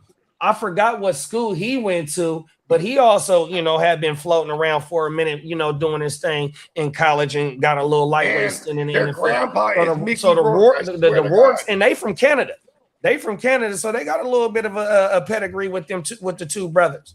So I'm hoping that we can get Brad ready. Hold on, no, for real though. Are they grandsons of Mickey Rourke? Now that I don't know, but Mickey Rourke and Tupac was in motherfucking. Was it get gridlocked? Was it gridlock? Portugal goal! What a fucking goal by Cristiano Ronaldo! Ronaldo. We watching history. History on the GWN. We got 3 active players in this World Cup fighting for the record right now. That's pretty. Right now, Mbappe is going to shatter some fucking. I'm watching it right now, Lee. I'm always behind you. Pause, bruh. Damn. Lee always breaking this shit on this motherfucking World Cup. I don't like that shit. All right, we got. Lee, look, what I want to do real fast, y'all. Lee, let's go ahead and cancel out the rest of the news. Let's knock That's what I was gonna say. I'm gonna keep it for Friday. We got 2 fantasy questions, and we're gonna fire Spencer's rankings. All right, let's go to the guru. So Peacock said, "I got 4 quarterbacks in a 1 quarterback dynasty, and somebody just lowballed me for Woody Marks or for Daniel or for Woody Marks for Daniel Jones. I should probably counter offer him Aaron Rodgers for Woody, sticking with Shuck as my primary backup for Josh Allen. Try to get the most I can for Danny Dimes." Yeah, I mean, wherever your weaknesses are, I would consider that. But shit, always go for the best wide receiver you can. Yeah, unless he's like running quarterback, he might be able to get creative. Yeah, because like I think he actually has. I think he might have David Montgomery in this league, if I remember correctly, or he might have traded away David Montgomery for like Kelsey at one point. Either way, I'm saying, it is kind of devalued. So like, yeah, if I can send Rodgers, who's a literal year rental, to get like a Woody Marks, or maybe if I can get some kind of receiver, you know what I mean? I'm all about it. And Danny Dumbass, if that guy already was going in for Danny Dumbass, I feel like I'll just look at what I really want on that fool's team and just be like, all right, here, give me this receiver A or whatever for Dumbass. Because people want, if they're willing to pay something for a QB in a single QB, that's already a win in itself because they're hella devalued in that aspect. You know what I mean? Talk that shit. And speaking of Shulk, because Peacock said he'd rather keep Shulk, Bake said, "What do you guys think of Olave and him having them blood clots? Health issues affecting him in dynasty value, or is he still good?" And then he also says Olave or Tyson in dynasty. I mean, it's Tyson because it's new regime, and like he's just a true, like what he could be is a true number 1, right? Even though we finally saw Olave finish as a WR1, I think he's best suited to be like predominantly on the perimeter when like you can move Tyson around the formation. You know what I mean? Like I don't think they like Olave coming out in the shorter A-dot stuff because like he's getting beat up over the middle over the years. You know what I mean? Yeah, he just was so productive last year in that system to where I know there's some concerns surrounding him, but I think he's actually, because of that, probably a decent value in Dynasty, because I look at it like this. I mean, everyone has injury risk. I mean, these are NFL players, so everyone has some injury risk. I know Olave's is a little bit higher, but the bottom line is when he's out there, he produces. No matter where he lines up, he's out there producing. Yeah. And so I know Tyson will have his role, and we'll get to him in the rankings here. I had Olave in my top 12 for redraft, and I'm standing on that despite these potential health issues because Bruss showed that he's an alpha. He showed that he isn't going anywhere as far as his role in this offense. So I'm all in with Olave. No, I agree with you, Spence, because we broke that shit down. I agree with you because we broke that shit down last Friday about how his production was. And even though he commanded 144 targets, and even though with the addition of Jordan Tyson and baby Trey Lance, a.k.a. Bryce Lance, like, bro, he averaged maybe like 7 targets per game. So even if it goes down 1 or 2 targets per game, and what he did, he fit perfectly in the Schottenheimer offense, 100%, bro. The only thing that's going forward with him is how much they want to give, bro. 100%. That's what it's really finna be. Oh my mama. So yeah, I'm still rocking with how much are they gonna pay, buddy? I think right now too, if you were trying to acquire Olave, it'd probably be easier to acquire him right now with some negative blurbs that are out on him. Yeah, it'd probably be cheaper. But then also to sell him right now, I'd probably wait till we see him at camp and he's looking good, and then people go, oh yeah, the blood clots ain't shit, and then now you got some better value to his name. And you go to a receiver needy team because you're not lying when you say, "Hey, I'm shooting you an alpha from last year." You know what I mean? Mm-hmm. Yeah, this is the time to buy Olave because it sounds like the blood clots they got, they treated it soon enough to where it shouldn't affect him for this season. He's expected to be cleared at the end of this month, so I don't see it being an issue. Yeah, and what's at the end of this month too? we get closer to the training camp. You know what I mean? That's what I'm saying. Yeah, he'll be cleared well before training camp. Yeah, Training they started showing training camp days. July, so yeah, facts. That's what I just seen that. Some of these motherfuckers they started dropping their dates. July 26th, 27th, motherfucker. Yeah, we still got rookies and vets got to report at late July. It ain't just the rookies got to report late July. Shout out to Ghost Monkey and shout out to Albert. What up, Ghost? Fellas? What up, Albert? We about to get into these rankings, man. Let's get it, bruh. Let's go. All right.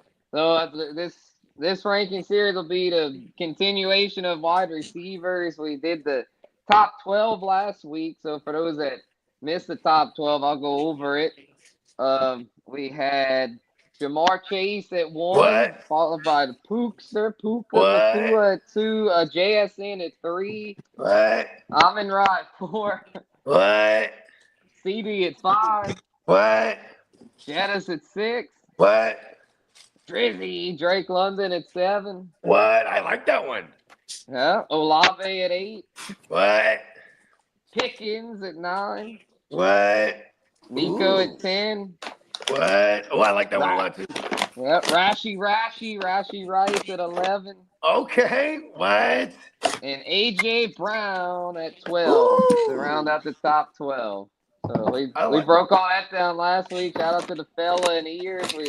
We broke down the top 12. So now on to number 13, which is for me Malik Neighbors. Got Malik Neighbors coming in at the 13 spot, just outside the top 12. He was originally in my top 12 back a month ago, but he has some injury concerns. He had that cleanup knee procedure, but the latest blurbs on him have been more positive because back then they were thinking he might be out till like week 6, but now they're thinking if things go well, he could be out there for week 1. So I still think he might start off slow. First 4 to 6 weeks, he might not quite be himself. So just if you drop Malik Neighbors, just hold tight because I think once he gets ready or once he gets fully acclimated to the new system, he's going to be a WR1. So he could easily finish top 12. It's just coming off the injury. He'll probably start off a little slow. So I've got him just outside. It might be a team that doesn't score a lot too, as far as like passing touchdowns. Because like if you have a John Harbaugh there, along with Matt Nagy, they're going to want to run a ton, right? So I think, but I think the yards will be there because you know what I mean? Yeah, and the receptions, he'll get targeted like crazy. No more Wandale, so he'll be the alpha for sure. Yeah, I like that. Let's go. Put some respect on Nabbers, B. Exactly, bro. I saw some of these lists had him down like an 18. I was like, nah, bro, y'all got to put respect on his name.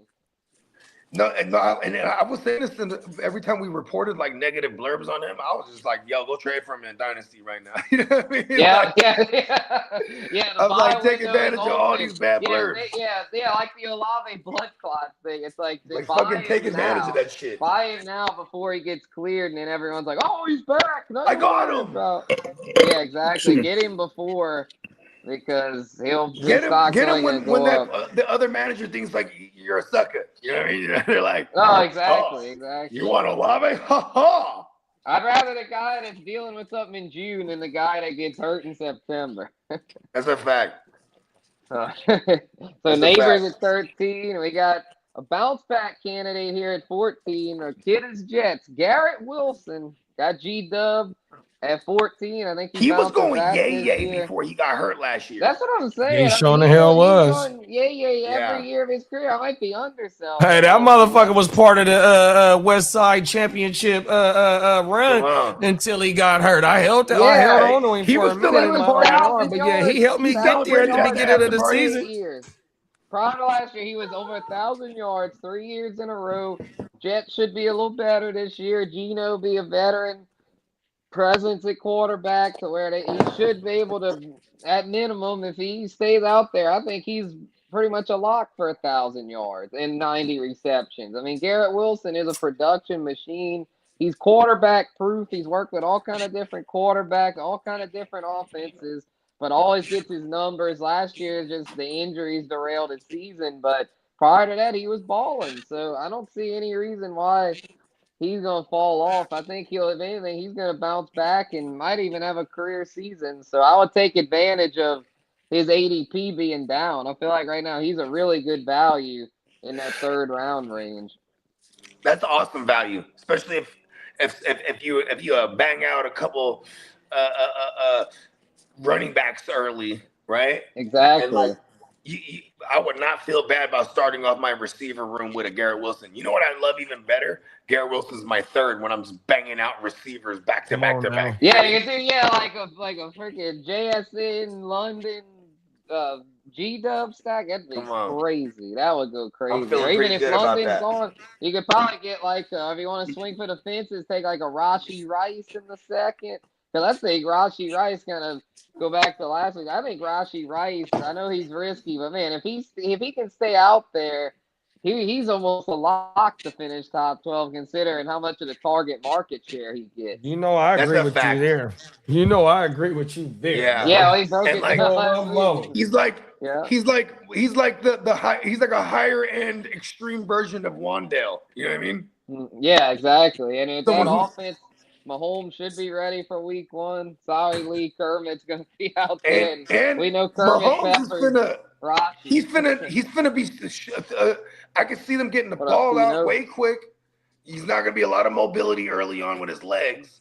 So Rashid's going to be a real safety valve. And the run game going to be a whole lot better as well. Yeah. And what Kermit says, I may run into someone's knee again. You better get your shit off real fast, bro. 100%, because September right around the corner. Yeah. You better get it off. Shame on everyone. You better get it off, bro. I'm trying to tell you.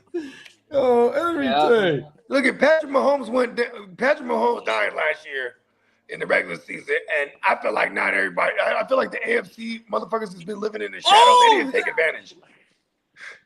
They didn't take advantage enough. Yeah, they really didn't. They really didn't.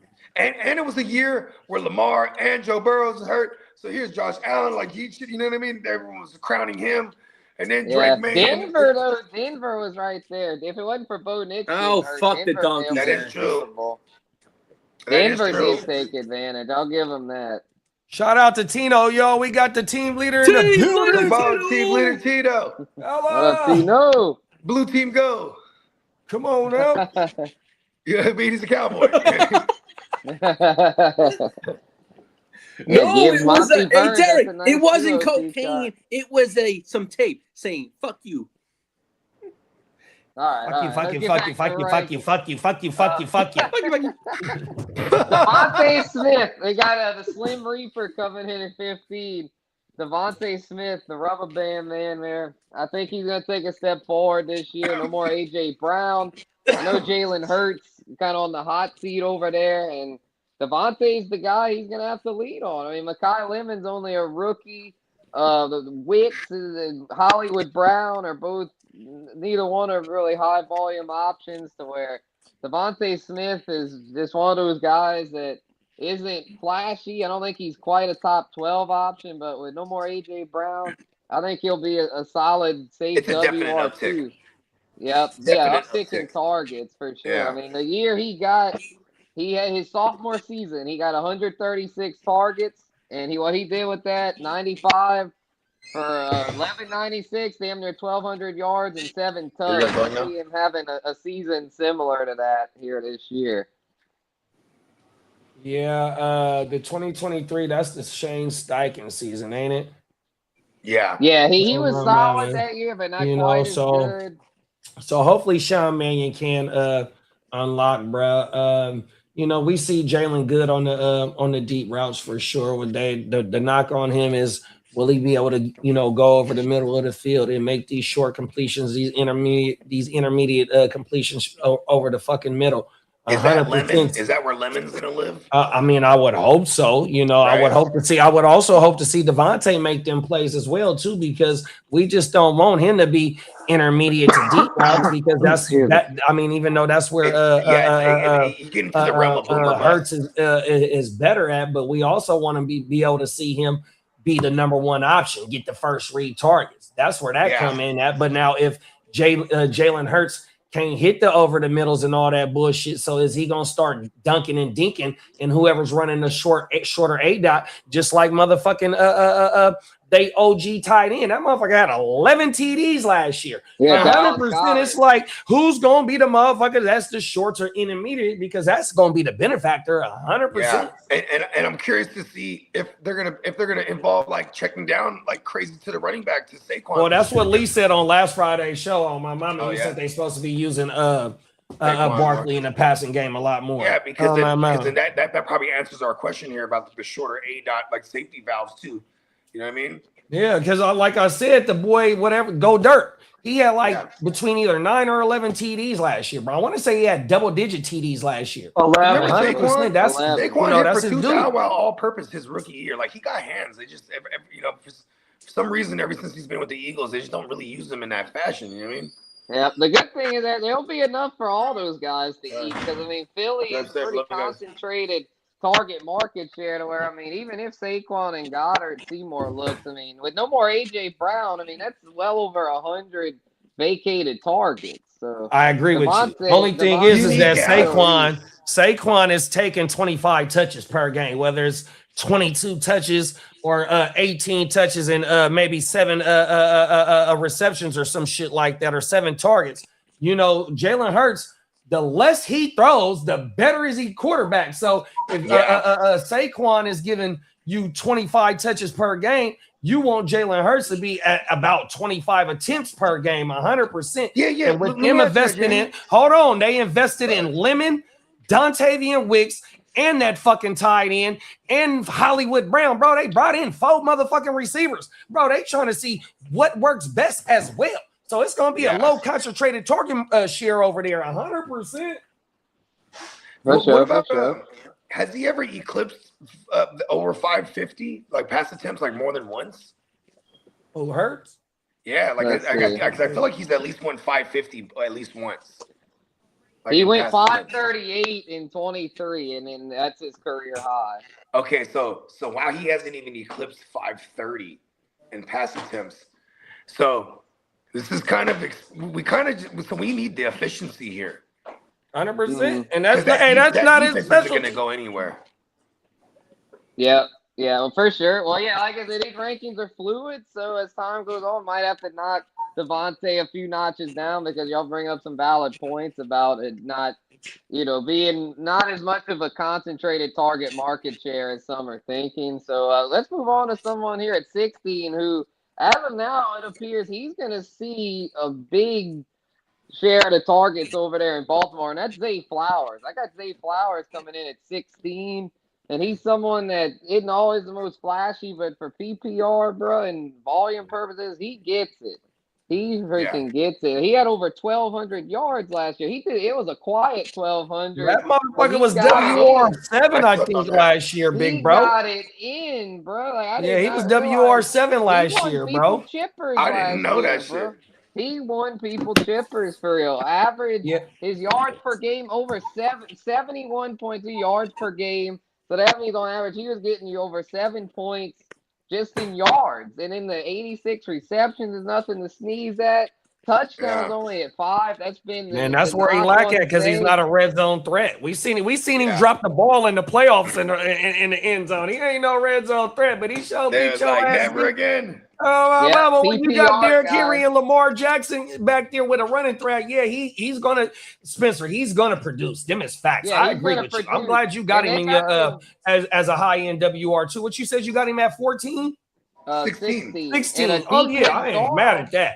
Buddy finished as WR7 last, 14.1 yards per reception, dog. 100%. I said just off the yardage. We'll swap him and Devontae. We'll move Zay up to 50. Yeah, Zay, bro, I think is getting slept on for real. I like that swap. That's a good swap. Talk that talk, bro. Yeah. Yeah, because, I mean, we know he's going to get – and if they bring in Diggs, I still think Zay is the top target. I mean, they drafted 2 wide receivers this year. They lost Isaiah Likely this year, or whatever you want to call it. You know what I mean? So they searching for some help for him. And those wide receivers that they brought in, even with Devontae Walker still being like, bro, that's no threat to him, because he don't play what they play. 100%. Yep, them is facts. Yep. So got Zay there, Zay and Devontae 15 and 16, and then we got King Tet coming in at 17. Tet McMillan, bro. He was rookie of the year last year and should continue to build upon that in his second year. You know, him and Bryce Young had a nice connection, and Carolina balled out in that fucking playoff game last year. In that game against the Rams where they gave the Rams a scare. I mean, I think that showed that Tet's here to stay. Like, Tet is not going anywhere. He is a guy that is going to be a force for years to come. Obviously, a great dynasty asset. For redraft purposes, though, I think he's a rock-solid WR2, maybe not quite a WR1 just yet, but I think by next year he'll be in that WR1 conversation. But for this season, I think he's a very solid WR2 and feels like a pretty safe pick there in that 3rd, 4th round range. Yeah, I definitely ain't mad at that. Only thing is that the 4 TDs that he scored, he got 2 TDs in each game. So hopefully he can be able to put up some more, higher number in TDs on everything, because the volume don't be there for him. He had 7. He had 7 for the season. He had 7 for the season. Yeah, okay. Over 1,000, you know, so not too bad, you know. If at his size though, 8 to 10 would be nice. If he could get 8 to 10 and over 1,000, he'd be pushing WR1 range. Them facts. So yeah, he's right there. I was off by 3 TDs on my mama. I know it. It's all good, bro. Shit. Yep, 70 receptions. That's the thing for PPR. That's why I'm leaning Zay and Devontae slightly more than Ted, is because of the receptions game. I feel like those two have a little better upside as far as receptions, but yardage and touchdowns wise, Ted might outdo those guys, in which case he could easily finish above them. And what you say? You said you was worried about Zay and who else over Ted? I had Zay and Devontae over Ted at 15 and 16. I had Ted here at 17. What I would do is I would flop. I would switch. I would move up Ted to 15 and then bump down Zay back to Zay to 16, and then 17 I'd put Devontae. I like the shit out of Teta Rosa this year. Mm-hmm. I could see that happening. You know, like I said, he's ranking Teta Rosa. If he gets the amount of touchdowns for real, if he gets the touchdowns, he could be a back end WR1 easy. Exactly. Yeah, because he's got the touchdown upside. His size, what is he, 6'5", 212? Yeah. And is this his third? This is Bryce's 3rd year in Canales system. Yeah. Mm-hmm. Yeah, Canales is a rising. They re-signed Coker, which is another help, and they drafted Brazel in the 3rd, I think, or in the 2nd round. Is that the tight end? So they are trying to give him weapons 100%. So hopefully, Brett can take that next no step. offense to Chuba or Jonathan Brooks, but it looks like they might not have a run game that's as stable as they would want. So I could see them throwing a fuck ton at Teta Rosa. Facts. 18, we got another sophomore receiver, Emeka Egbuka, coming in here at 18. I know he had kind of a rough second half last year, but I think Egbuka is here to stay as far as being a strong WR2 for this season. I think he's the guy over there. I know Chris Godwin will be back in the fold, but Godwin looked rough last year. Like, I just don't know if Godwin's going to be what he used to be. So I'm all in with Egbuka as the primary target there in Tampa. Got him here at 18. You know, could finish higher than that, but just doesn't have quite the resume just yet to be justified in the top 12 or anything like that. But I think mid-range WR2 is a very realistic outcome for Egbuka, man. I think this dude, he showed what he could do early on.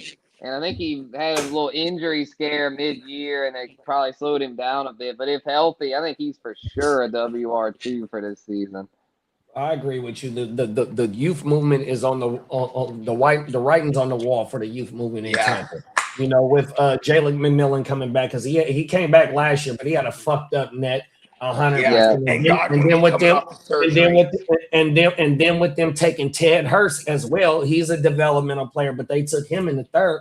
100%. Godwin finna be up out of there maybe after this year. So in Buka's role, even with Godwin and fucking Mike Evans there, Godwin came back a little later on. No, he did play at the beginning of the season, then got hurt. Bro, it's not on the ball for Mbuka. He is the WR1 over there. Yeah, he's the first rounder. You know what I mean?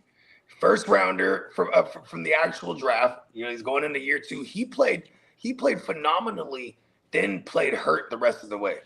Right. And that's what we saw the taper of. Exactly. So it was really, we just saw, and their offensive line was super beat up as well.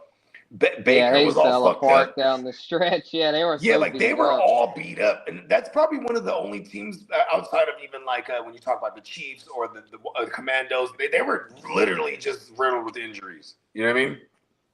Facts. So yeah, I think he'll do like he did in the first half of last year, and if he can do that, then he might exceed fucking amazing ranking. Exactly. Yeah, he's at 18. He could finish 12. So.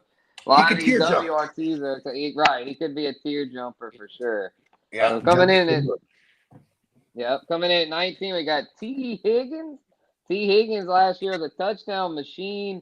Didn't do quite as well yardage wise as he normally does, but I think a lot of that had to do with Joe Burrow being out. If Burrow can return to full health this year, then T. Higgins should get back to close to 1,000 yards. And even without Burrow last year, he had 11 touchdowns, back-to-back years of double-digit touchdowns. You know, his PPR upside's a little capped because he's just not the Chase getting such a high percentage of the targets there. I mean, T. Higgins only caught 59 passes, but he always does a lot with his receptions, and he's very efficient in the red zone. He's a big body, 6'4". You know, if he's healthy, I mean, he's getting 8 to 10 touchdowns. That's fact. So. Yeah, I think T. Higgins I know he's had some injuries throughout the year, but he's usually always out there for most of the season. He's been beat up a lot, but he's played at least 12 games every year of his career, and he'll be entering year 7. He got his bag. I mean, he's here to stay next to Jamar, to where I think with the Bengals airing it out like they do, T is still a fantasy WR2, so I got him here at 19. I love this take too because, like, honestly, like if you ask me, because I'm a super Mighty Joe Young truther, man. When they're all healthy, they have the potential to having 2 guys finish in the top 12, even. You know what I mean? Like, especially if their defense still doesn't show up. But it's really just health with T. Higgins. You know what I mean? Yeah, really just health. Yeah, exactly. If he could stay out there all 17, he could exceed that ranking. And Tino said Devontae Adams, he said Devontae about to eat. Rams the best team, and they going to air it out like the Cowboys. Yeah, we're getting to him real soon. We'll get to him real soon. At 20, though, all right, Ears, you listening, Ears? I don't know if Ears is here. He got all those ears. He's about to miss out then because we got his guy at number 20. The Scottish lad. Yes, the lad. Bounce back candidate after a really disappointing sophomore season. I think the laddie will be back to being fantasy relevant this year. Last year, he just kind of fell off the face of the earth. But it was Keenan Allen. Yeah, Keenan Allen fucked it up, but I kind of think Keenan Allen is going to go elsewhere because, I mean, they drafted that kid. And then they have Keenan Allen is currently not on the roster too, so that's exactly. So you know what I mean. And I think the biggest reason why I feel good about Ladd bouncing back is because of the new OC, Mike McDaniel. That system is gonna produce 1,000-yard receiver, and Laddie showed he could do it as a rookie, over 1,100 yards. So I see him getting back to that this season. Mike McDaniels, we're not too many years removed from him having Tyreek and Waddle finish in the top 12. You know what I mean? With a Tua throwing the ball. You know what I mean? Exactly. So I think the laddie's in a really good position. Yeah, Justin Herbert's throwing the ball. I mean, that's an upgrade over Tua in my humble opinion. Big facts. And better offensive line when healthy. You know what I mean? Like, yeah, it's really exciting times to be a Charger fan. Especially for anyone that has these pieces in fantasy, like this is a massive upgrade with Mike McDaniels there for all these guys. Right. Yeah, it's like the last best. got Hampton as RB10 overall. We talked about him during the running back rankings, and it'll be interesting to see how the rest of that skill group pans out. They got a lot of tight ends over there with Gaston and Joku, and then you got QJ and Harris, and them all battling it out for targets behind Laddie. But I just think Laddie is the clear-cut top option to where I think he's gonna eat. Like, he's gonna eat this year. And he's gonna come at a discount because of how disappointing he was last year. The Laddie. Because he was going very high last year. He was like a second, third round pick last year. But this year he'll probably be more like a late third, early fourth, and that's good value. Excuse me. Oh, good. Sorry about that. So we got Devontae. I know Tino was saying about Devontae. Got him coming in at 21. Devontae Adams. Can't forget about the OG. He isn't quite on the level he used to be, but touchdowns-wise, he's as good as they get. I believe he led the league in receiving touchdowns last year, despite missing 14 of them. games. 14 of them, even though he missed 3 games. So he didn't go. I'm taking him higher damn near than everybody you got on there, except for I forgot who 13, 14 was. I'm taking Devontae over a lot of them dudes, bro. 100%. Like Tino said, he on one of the best teams in the league. That motherfucker, a lot of them touchdowns that we just talked about, 14 of them joints, bro, they throwing them the ball at the 2-yard line. And then, that's not going to die down because they going to put up 30 points per game. Keyron Williams, fumbling motherfucking machine. Puka not a red zone threat like that, even though they can score him up. And all them fucking tight ends that they got, Devontae better than all them in the red zone, bro.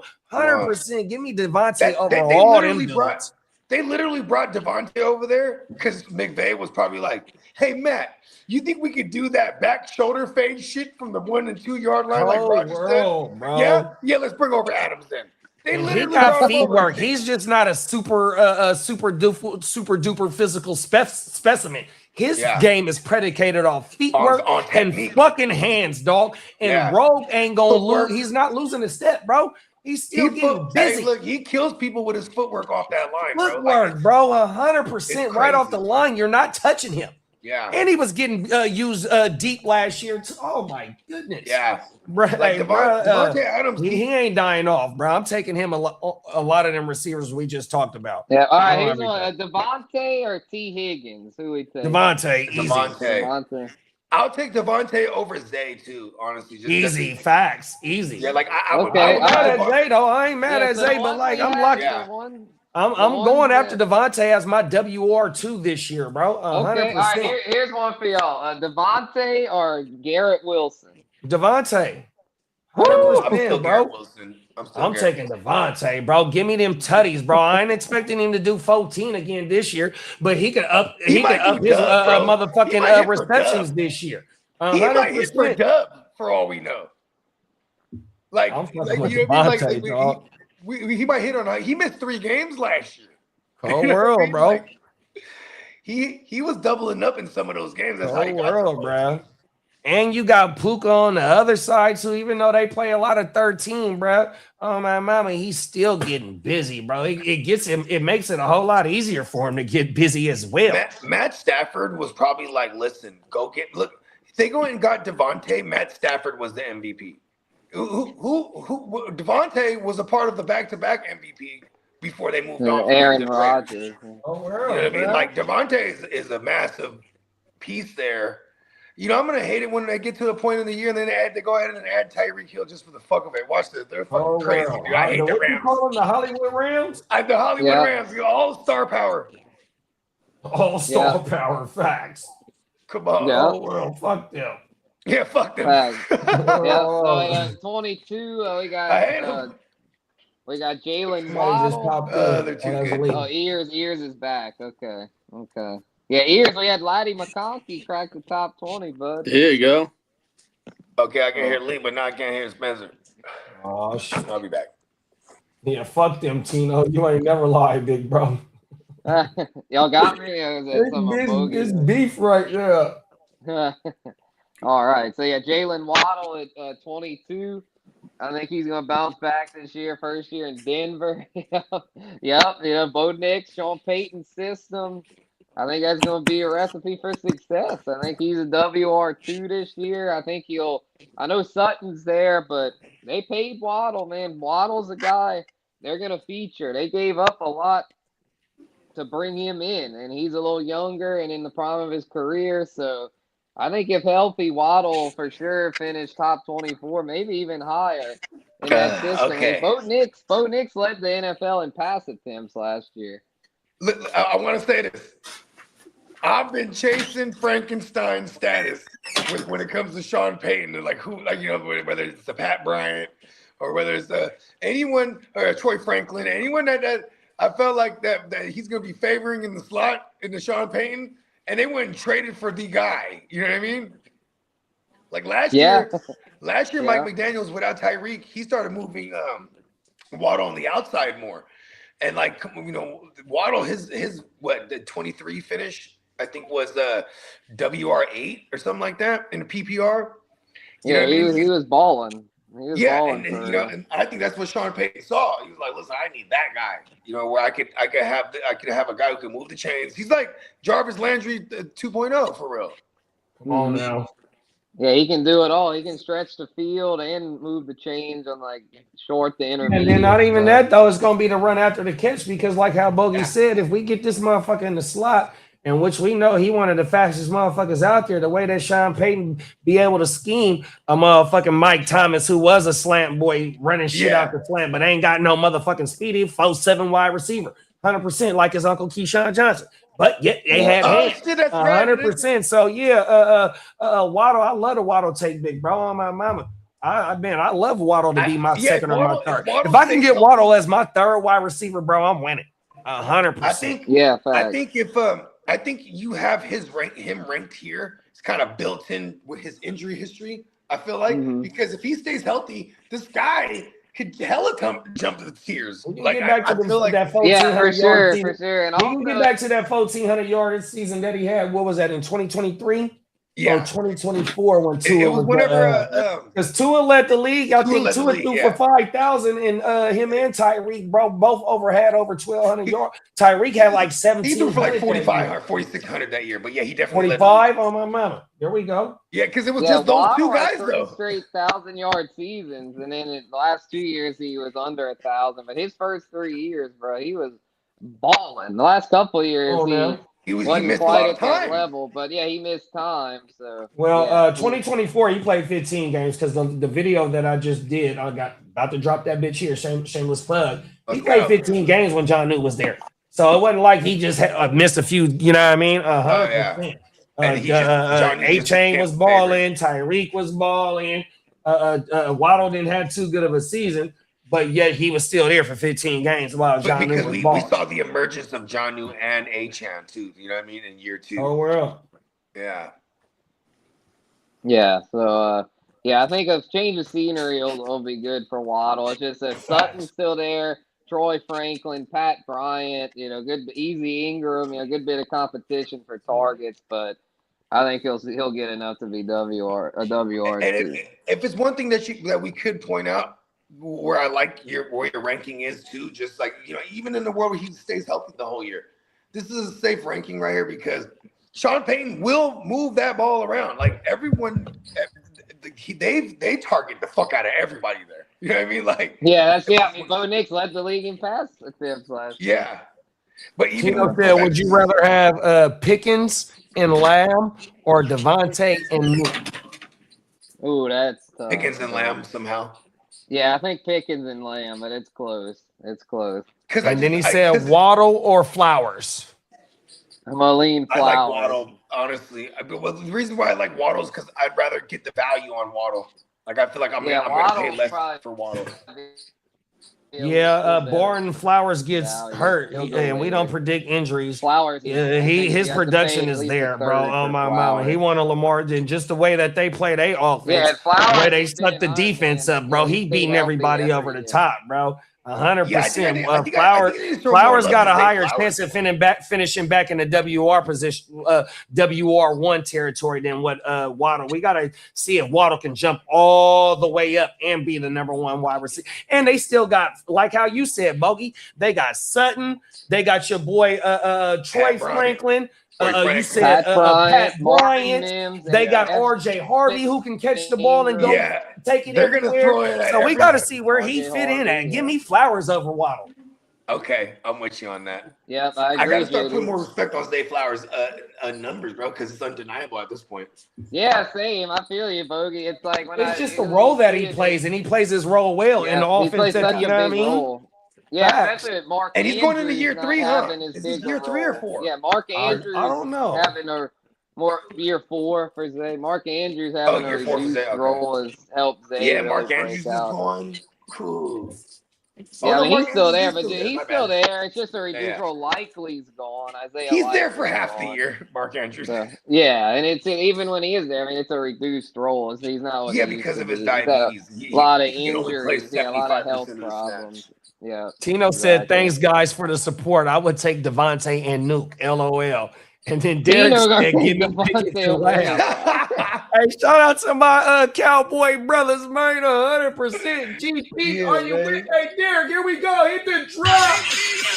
Are you with me? Hey, let's go. With me. Oh yeah. Hell yeah. So we got a breakout candidate coming in at 23, and that's Luther Burden. Let's go! Let's go, Spence! I didn't know where to rank He made the top 24, big bro! I got him in there. I had to put respect on his name, bro. Let's go! Doing some mock drafts and shit. I was like, man, Luther Burden. But then I started doing research, and I was bro, like, that motherfucker is on my must draft list for 2026. He really emerged 100%. Last year, for real. He passed up Rome Odunze as the top receiver over there. And I think that's here to stay because Luther Burden has all the talent you could ask for. He went later than he should have. He should have been a first-round pick. I mean, this kid has potential to be an elite receiver. And so I think he is just scratching the surface of what he can do. So I got him getting that top 24 finish. Caleb Williams, I think, will be among the lead. I don't think he'll lead the league in pass attempts because they run it a good bit there with Ben Johnson, but they do air it out too. So they're going to air it out enough to where I think Luther Burden's a really good breakout candidate. So I got him at 23, and he could easily be one of those tier jumpers, as Bogey likes to say. Facts, bro. Like you said, even though Manungai and DeAndre Swift, they run a 50-50 run balance over there, right? But I'm finna pull the numbers up. This motherfucker, Luther Burden, his shit was so efficient with Caleb Williams, and his ADOT was so short, bro. It's like he's the one, like, and then his first, hold on, let me pull the shit up. His first read targets, dog. Hold on, Burden. Oh my mama, bro. Here we go, right here. This dude, man, this shit was so efficient last year, dog. And he didn't start to take off until later in the season as well. I would go over his game log: 60 targets. 47 receptions, 652 yards, bro, on 47 receptions, dog. 334 yards after the catch, a.k.a. Deuce yards. 100% design targets, 15, 1 per game. We got to get him the ball. First read targets, 2.3 per game. We got to get him the ball, dog. Hey, Spence, bro. Hey, he finna be a tier jumper this year, 100%. I'm glad you got him where he at. I hope we could delete the stream right now because we don't want to bullshit ADP. Oh my mama, I'm trying to put his ADP on my must draft list this year. It's already up there. That's the thing. When I was doing those mocks, I was like, man, his ADP is already up there. Bro, I've been standing on that since last year, though, bro. Like 100%, bro. I've been saying this shit for a minute, I've been the Romo Dunze guy. And like it's hard. Yeah, I was a Dunze guy too, but after doing the research, I was like, I'm trying to tell you, Spence. I agree. Yep. So coming in at 24, we got another OG, Mike Evans. I got Evans here going Niners, a change of scenery. We talked about Waddle, the change of scenery guy. I think Evans, a change of scenery could do wonders for him as well. He had his first 9,000-yard season last year, but I think he'll bounce back assuming he missed healthy. A lot of time too. Yeah, he missed a lot of time at the hamstring stuff. He is getting up in age. He wants 1,000. He wants to add another 1,000-yard season to his resume so he can match Jerry Rice. Wow, he's a Niner. Let's go. Exactly. So he's got a legacy. He's following in the legacy. I mean, all the great receivers there. I mean, with Jerry Rice, T.O., I mean, the list goes on and on.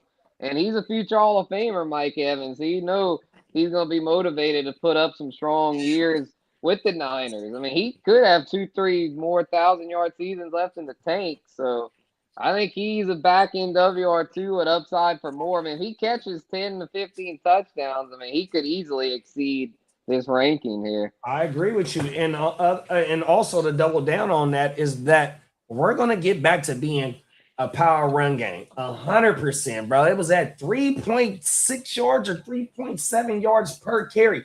Fucking horrible. 100%. This is why you bring Mike Evans in. This is why you draft Keyron Black in the 3rd round. This is why you give Trent Williams his motherfucking money. This is why you go into the season with the cohesiveness, except for one offensive line position that's up for grabs, which is the left guard. Other than that, you got the same offensive line, and motherfuckers was banged up. It's time to get this run game going, because if they can get over the 4 yards per carry, bro, you're scheming Mike Evans up off the play action, bro, tearing their ass up. And you got Christian McCaffrey, who's coming out. We seen what he did in the motherfucking receiving game last year. And then you got Keyron Black, who they say he's looking nasty in camp. 100%. We get back to that dominating run game that we had in 2022, lost in the NFC Championship, 2023 Super Bowl year. The last 2 years of football, they've been terrible, bro. We got to run the ball. That way it helps Brock Purdy be able to drop back, scan the field, dimes. 100%. Sucking the defense up, bro. I keep saying this shit about my team, bro. Oh, man. We got to go back to dominating the run game. Facts. Yep, and then Mike Evans, bro, I mean, he'll play his part. I mean, he'll play his part, especially with Kitteh being a little banged up to start the year. You know, he's going to get peppered with targets. Jawan Jennings no longer there. IU more than likely out the door. To where, I mean, what's the target competition? I mean, you still got Ricky Pearsall, DeMarcus Robbins. Is DeMarcus Robbins still over there? Yeah, he's still here. The only thing with the Niners is like you really don't have to have a lot of targets to eat. Yeah, that's the thing. Speaking of Brandon Ayuk, Brandon Ayuk did 1,400 yards on 75 catches. That's like 17 yards per catch. That's what Mike Evans do. Bro, if you can establish the run to 4.5 yards per game and you got McCaffrey, bro, I don't give a fuck what corner is out there, bro. Mike Evans is still dominating 100%. It's not like these Tampa Bay shit where you just don't got a dominant running game and Baker throwing for the last 3 years 30 times a game. Bro, we don't do that 100%. You know what I mean? So, yeah, Mike Evans is going to be able to tier jump as well, like where you got him at the 24, bro. He can easily sneak into the top 15, bro. Facts, yeah. Because I mean, at the end of the day, like I was saying, the identity of the Kyle Shanahan offense is that power run game. At its core, the identity is just that. So, and they've got some young backs over there, and then he also brought in Christian Kirk. But I mean, it's like at this point, Christian Kirk is very much just a complimentary option to where it's like Mike drafted Striblin. You get Jordan Watkins back healthy this year. You get Jacob Cowan, because like before the 2025 draft, they've been attacking the wide receiver position for the last 2 drafts. They took Ricky Pearsall and Jordan Cowan in the same draft, and then the following year they took Jordan Watkins, and then the following year they took Striblin. Bro, they've been attacking the wide receiver position for the last 3 drafts. You feel me? 100%. But now you get Mike Evans. Bro, you've never had that type of wide receiver since Randy Moss, bro. So now you only get maybe 1 or 2 years. But just imagine these young bulls learning behind a future Hall of Fame wide receiver and what that can do for them as well, bro. Yep. Things are looking up for the gang, man. Come on now. Coming in at 25, we got a bounce back candidate, Scary Terry McLaurin, the laddie, coming in at 25. I think he'll bounce back this year with a healthy JD5. He was a bust last year, and then he had another issue with Terry last year, I think, was the holdout. He held out a while trying to get a new deal, and I think that lack of an offseason caused him to potentially get hurt because he missed a lot of time last year. Only played 10 games. That's all he played was 10 games last year? As they come. 5 straight, looking at it right here on a PFR. But last year was a big drop-off. But let's not forget that in 2024, they made the NFC title game. JD5 led McLaurin to a career high 13 touchdowns. Prior to that, his career high had been 7 tugs. So if JD5 can get back to form, I think Scary Terry could easily get back to, maybe not quite 13, but he'll easily get back to a wow, probably around 80 receptions and a decent amount of touchdowns. So I think he's a very good bounce back candidate. He's going to end up a steal, I think, in a lot of these redrafts. Yeah, no more Debo too. So there's quite a few vacated targets. The alpha. Right, and like targets. Yeah, even if they bring in an Ayuk or a Diggs, they're rumored to bring in Stefon Diggs too. I like that. I mean, yeah, they need another weapon because Stefon Diggs, he's been shown that he could be a slot threat as well. So I think McLaurin's role is safe no matter what. He's paid, 1, and then 2, he already has the rapport with Jay. Like that was just another one of those teams. Them, the Chiefs. And who was the other team? They're just riddled by injury. That's really just the story of their 25 season. You know what I mean? The Giants. The Giants. Touchdowns with JD5's rookie year. Yeah. Warren had like 12 or 14 TVs with JD5's rookie year. Everything. Yeah, I think it was 13, right? You said something like that. You know what I mean? Yeah, 13 tugs. 13 tugs. There you go. Yeah, facts. Yeah, it was shit 13, going crazy. Yeah, he could easily. That's what's so crazy. I feel like every name I bring up here in this year, everyone, he could be a tier jumper. See, and that's all these WR2s.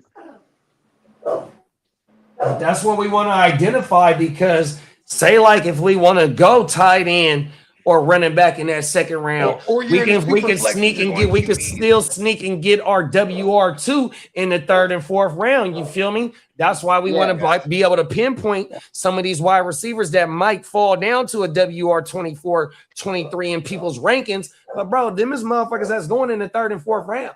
100%. So if you getting your WR2 in the 3rd or 4th round, maybe even in the 5th, bro, you also got your tight end and maybe your your running back too. 100%. I ain't mad at that. Yeah. Facts. Coming in at 26 here. Oh, go ahead, Bug.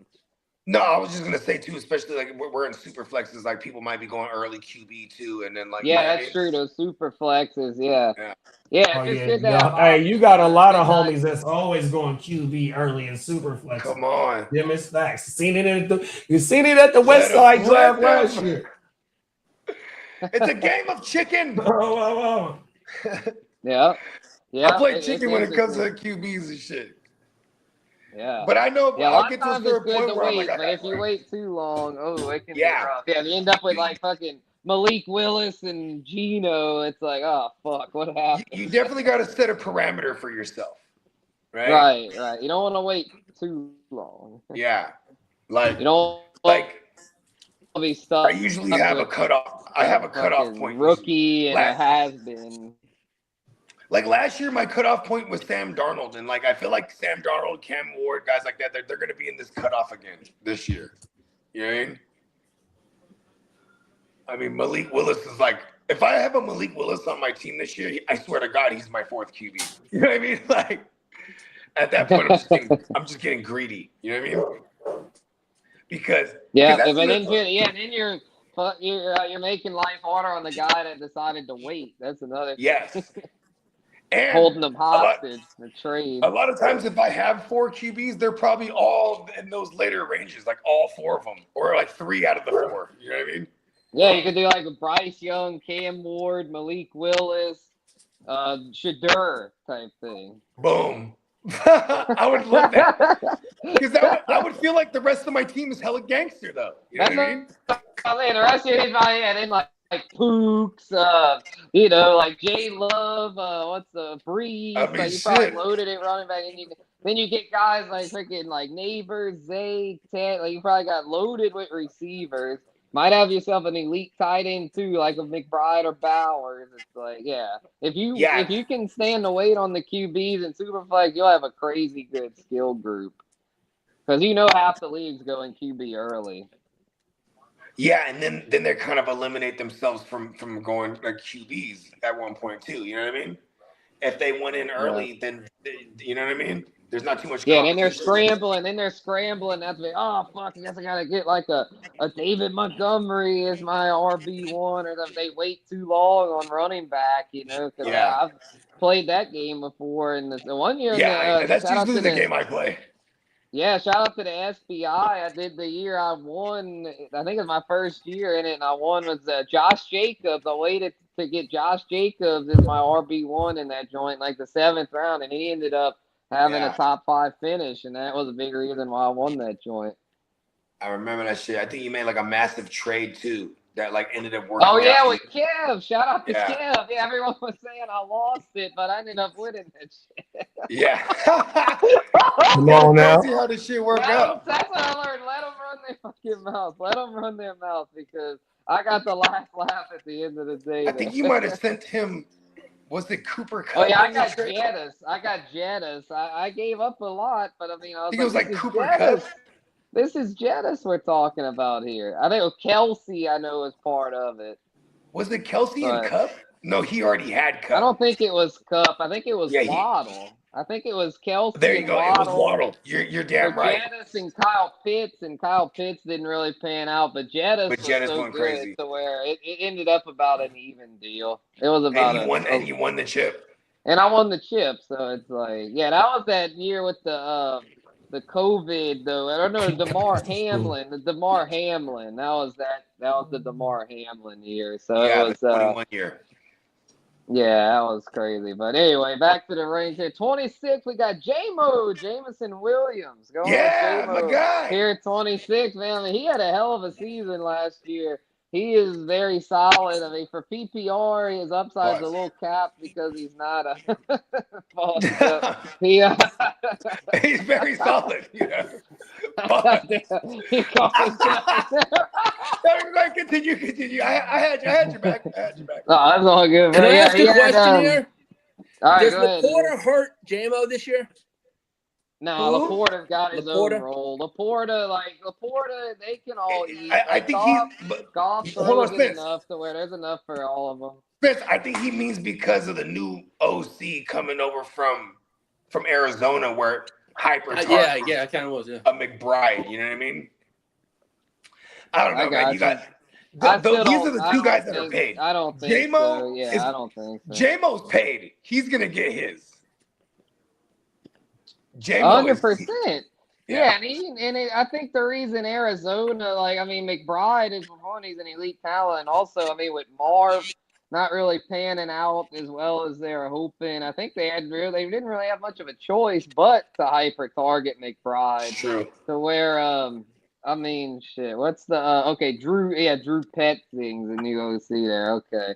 Yeah, and Dan Campbell, I know Dan Campbell's not the play caller, but he has a big say in that offense, and he's gonna be getting on him about getting Jameson Williams involved. And I think that was something that was one of their emphasis last year.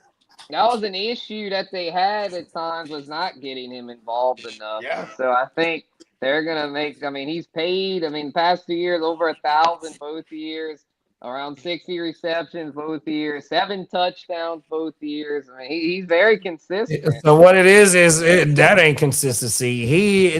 Last year was 102 targets and 65 receptions. That's highly inconsistent. He's a 50-50 ball. He's 17.2 yards per catch on 65 motherfucking catches, but only 1,100 yards. But when he catch that motherfucker and when they connect, he is getting busy. Even though he was the WR12 last year, that shit hit 100%, but it got to get a little bit more efficient. It got to be efficient and more for it to be able to stick around consistently for him to maintain that production. And where Spence got him at, you getting him for a bargain for sure. That's the thing. It's like, he was the WR12 last year. I mean, I got him at WR26, which is like, yeah, you got him at the right spot. But I love Lee's question. But I love Lee's question just based on Laporta too, though, and based on what Gibbs being the main factor now, 100%. Where is that gonna fit in at though with Jamo? Oh my mama. But here's one thing I do want to point out, because you just nailed it right there, JD. You said he has a 17.2 yard ADOT, and you know no, that was yards per catch. Oh, yards per catch, right? Okay, so his yards per catch average, right? But here's another thing too: is like if he is a down the field threat, golf. That's where Goffle's game is the weakest. When he goes, when you know what I mean, when he starts stretching the field, that's where his completion rating isn't the greatest. You know what I mean? So if and Jamo, they try to find ways to get the ball in his hands, but man, you nailed it. We got Laporta coming back this year. He was missing almost the entirety of the year last year. Jamo I still remember that motherfucker taking that reverse on us to the NFC Championship. Yeah, exactly. They want to get that motherfucker still running against us right now, big bro. Oh my mama. He still would have been running. Yeah, hey, but look at we went to the chipper. What? We went to that boy the ball in his hands. He is nasty. You know, I mean, I'm just looking at it now. I didn't know that motherfucker was a WR12 last year. That's what I'm saying. And to clarify, I mean, I'll admit he's not consistent on a per game basis, but season stats wise, I mean, it's his season stats back to back years have been very, very. When he booms, he booms. In line. Exactly. He booms. The boomate. It might be a roller coaster, but at the end of the day, he's gonna get his number. So it makes him a very solid flex. Let me catch up in the chat, man. Derek said, man, I went to the shit with Malik Willis last year. No, West Side, but I did have Jordan Love too. Oh, wow. Yeah, then we got the clock management fella in the building, and he said, "You bro." Shout out to Clock, man. Shout out good looking Tino, and we got the Johnny Midden fella in the building. What's up, Johnny? John Midden, everybody. Let's get it. The gang is in the building. Yeah, I miss doing the shows with Clock, man. Clock, man, we would hold it down. I did those divisional breakdowns, man, back in the day. Mock draft Mondays too. Yeah, mock draft Mondays. Yeah, man. Yeah. Shout out to Clock, bro. He's a real one of the OGs. Come on, dog. We keep the good. We keep the conglomerate, and it's bigger than content. Even if we ain't doing content, we still rocking with everybody that rock with us, man. Oh yeah, real ones it's know. It's bigger than the content. Oh, 100%. Yeah, man. So yeah, we got Christian Watson there at WR27. I think he'll be a nice breakout candidate for this season. He just got paid. For one, and two, they featuring him now, man. I mean, he's their WR1 on paper with the boy no longer over there, Wicks, and they lost and another Dobbs. Boy. Dobbs, I was like Dobbs. That's the one I was trying to think of. Romeo, no more Romeo over there. So that's a good bit of vacated target. Right? Yeah, ended up in New England, but I think Christian Watson is set the ball out this year. I mean, they believe in him. The organization showed that they believe in him, and Green Bay is a smart organization. They tend to, when they pay someone, that player tends to produce, and so I know Watson's career numbers aren't that amazing or anything. I mean, if anything, they've been a letdown, but he's coming into his own year. Exactly. I think year 5 this is the year he puts it all together, and he could end up being one of those tier jumpers. If anything, I might swap him and J-Mo because it's like, I mean, Watson's the go-to over there in Green Bay. We don't have to worry about a lack of targets for him. Yeah, and we saw, listen, I know the jury's still out on Matthew Golden, but this is why they don't draft receivers in the first round, because they don't know what they're doing, like, apparently. But when it comes to someone like a Christian Watson, who they drafted in the second round just a few years ago, they traded up to do so. You know, they had big plans for him. If you remember, his very first play of his career was it was week 1 of his rookie year, Aaron Rodgers absolutely bombs it to him, 60-yarder, no one in front of him. It hits his hands, he drops it, and then it took him like 4 or 5 weeks to fucking get his confidence back. But Aaron Rodgers, like, he put it right on him. And you know how it was too when you fuck around with Aaron Rodgers, like, bro, you just dropped the house call. Yeah, bro. Yeah, Rodgers and like, is like probably like, fuck, man, I don't trust right? him. He's in the doghouse for a month after that. Yeah, and then now you got him more than a calendar year removed from that ACL. You know what I'm saying? Like, I really like Christian Watson a lot this year because I also don't think their defense, until they get Parsons back, they might be in some shootouts early too. Like Christian Watson, and especially with Tucker Kraft, they say he was going to be ready for week 1. What if he's not? You know what I mean? Like Christian Watson could be a real focal point here. I mean, obviously they love Josh Jacobs, but it's not like they pepper him in the passing game. And who else the fuck is there? Jaden Reed. Jaden Reed. I mean, Golden, Matthew Golden. He didn't really show a whole lot. Yeah, I mean, who else they got? I mean, they brought in. They don't really have it. Bo Melton's still there, and Savion. Oh my God, Bogard Melton. Yeah, Bogard Melton. Yeah, that motherfucker playing DB last year, I think. Come on, dual threat. Shout out to my son. There's a lot of targets up for grabs there. So yeah, Christian Watson, he could easily be a tier jumper. So come on now, got him. Actually, just moved him up to 26. Swapped him in Jammo. Come on, there it is. Look at him. He's moving up.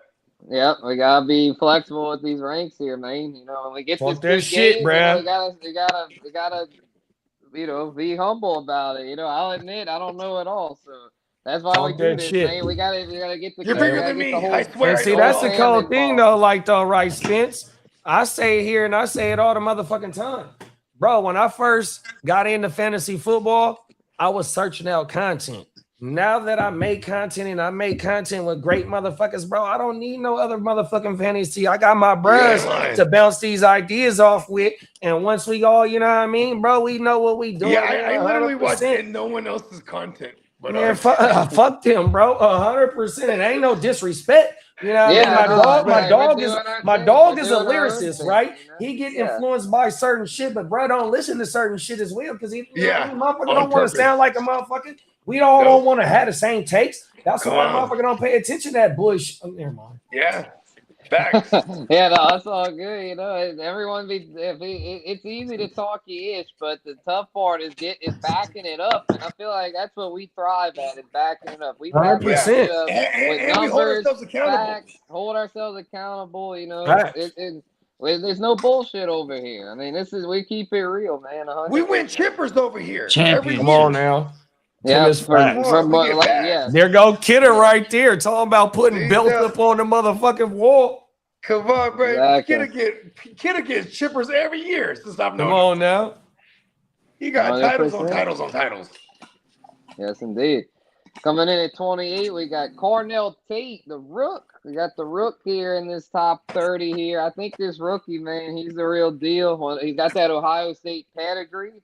And with Brian Daboll going over to Tennessee, that offense should be much better than last year. Cam Ward had a rough rookie season, but he showed some promise down the stretch.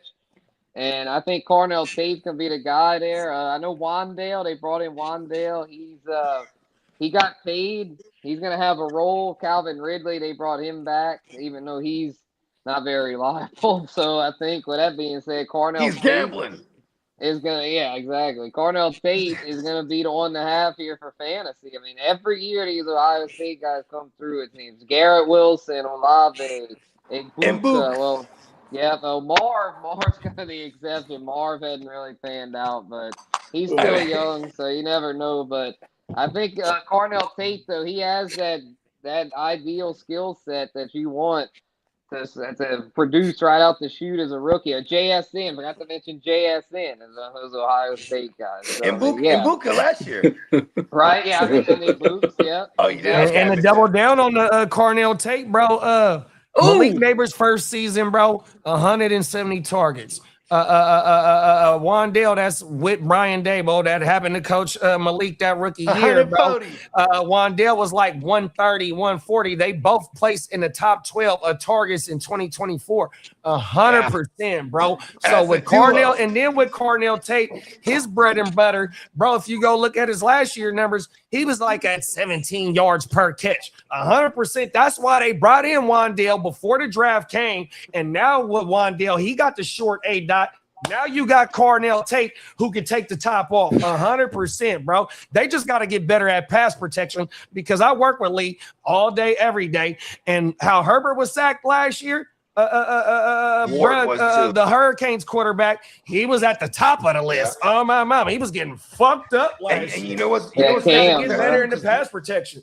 Look at Kaleb the year prior as a rookie. He was getting fucked up too. Like 60 of them joints. Yeah, and you know, I kind of like this. And Chicago went out and fixed that. Oh, hold on. Sorry. I kind of like this because now at least Ward knows, like, all right, bro, I ain't finna get beat up like that again. You know what I mean? And like, you got a whole new regime.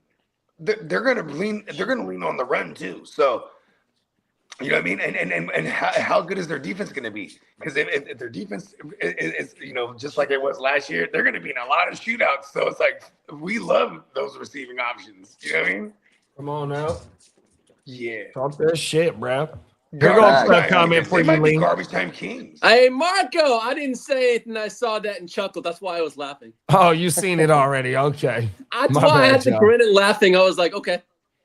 And then Bake said, I like Christian Watson too, but his reoccurring hamstring is troubling.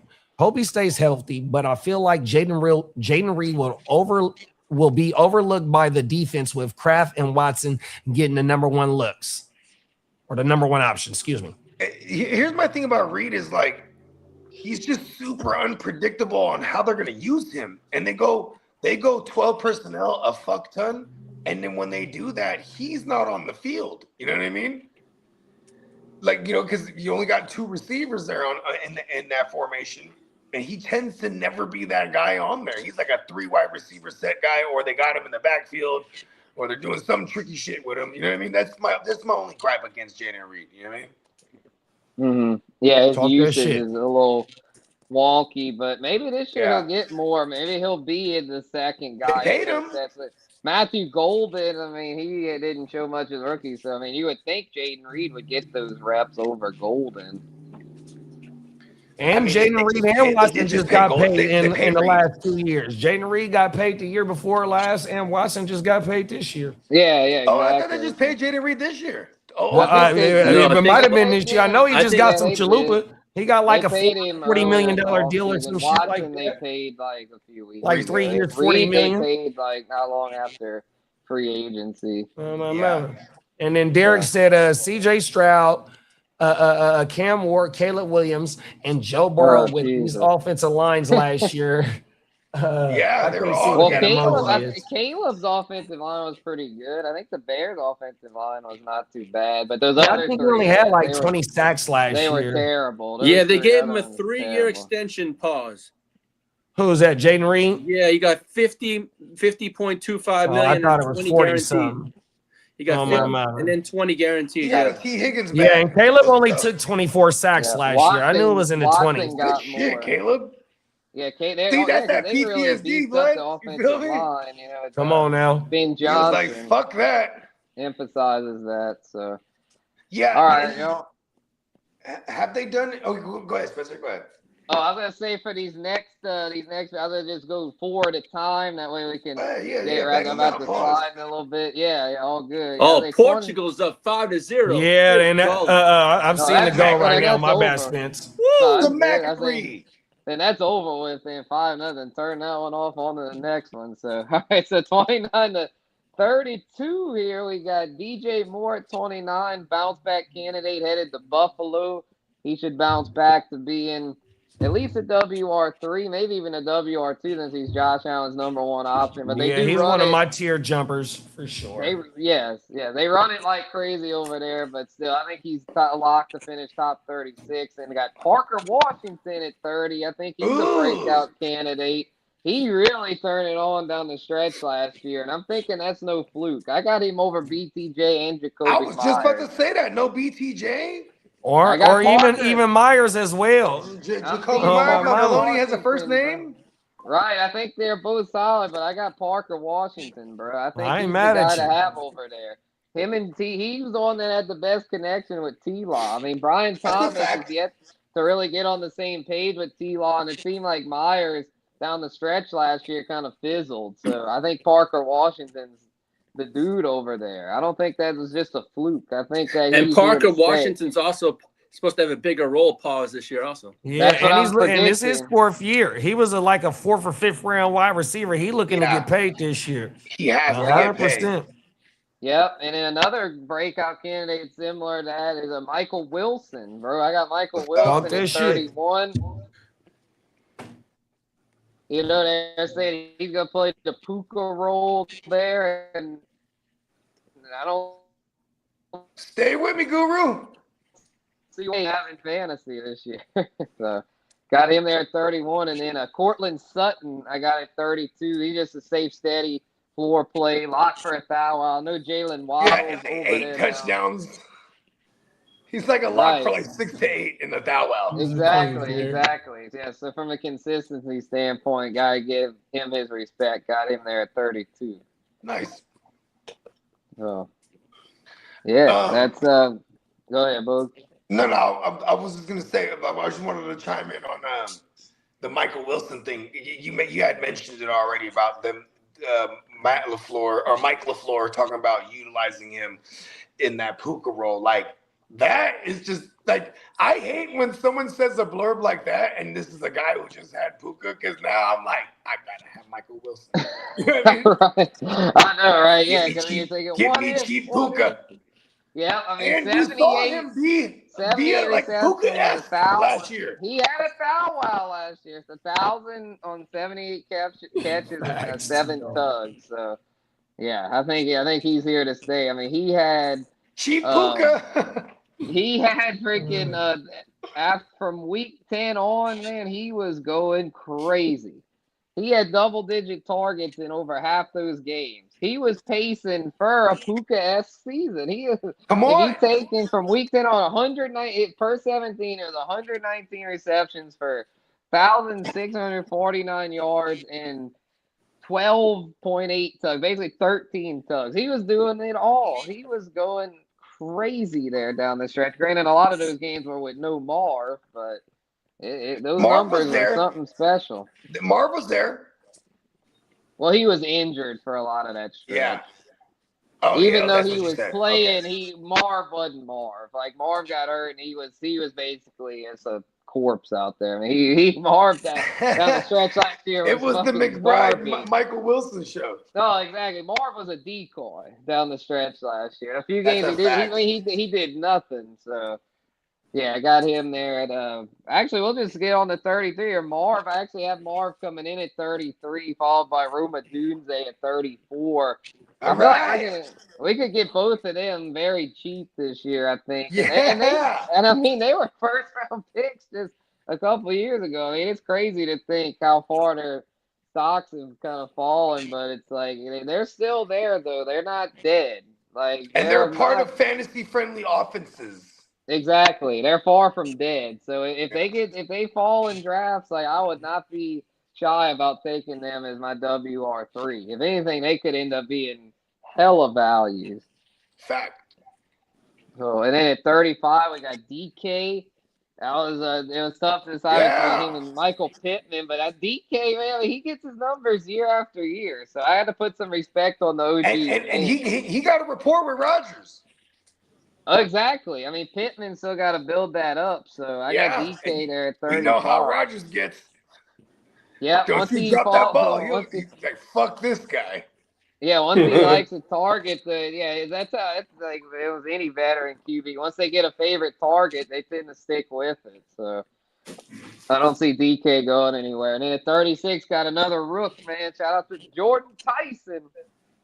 Let's go. He made it. Rounding up. He made it rounding up the top 36. Jordan Tyson. I think he's going to have a big role this year.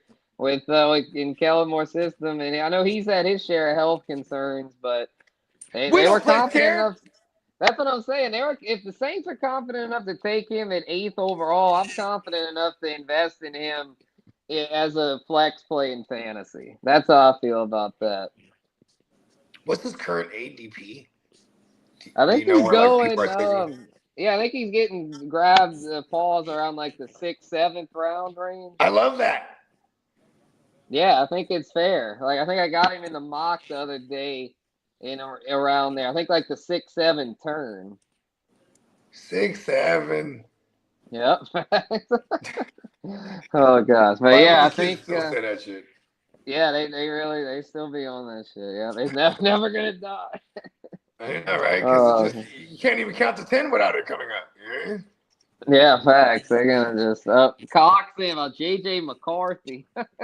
Needs to go to the Niners next year so he can become a starter again. Yeah, Sammy Darnold did that. Mac Jones is on that trajectory. Yeah, that's where a quarterback, like a former first rounder, humbles themselves, learns under Kyle Shanahan, and then goes on to be a starter.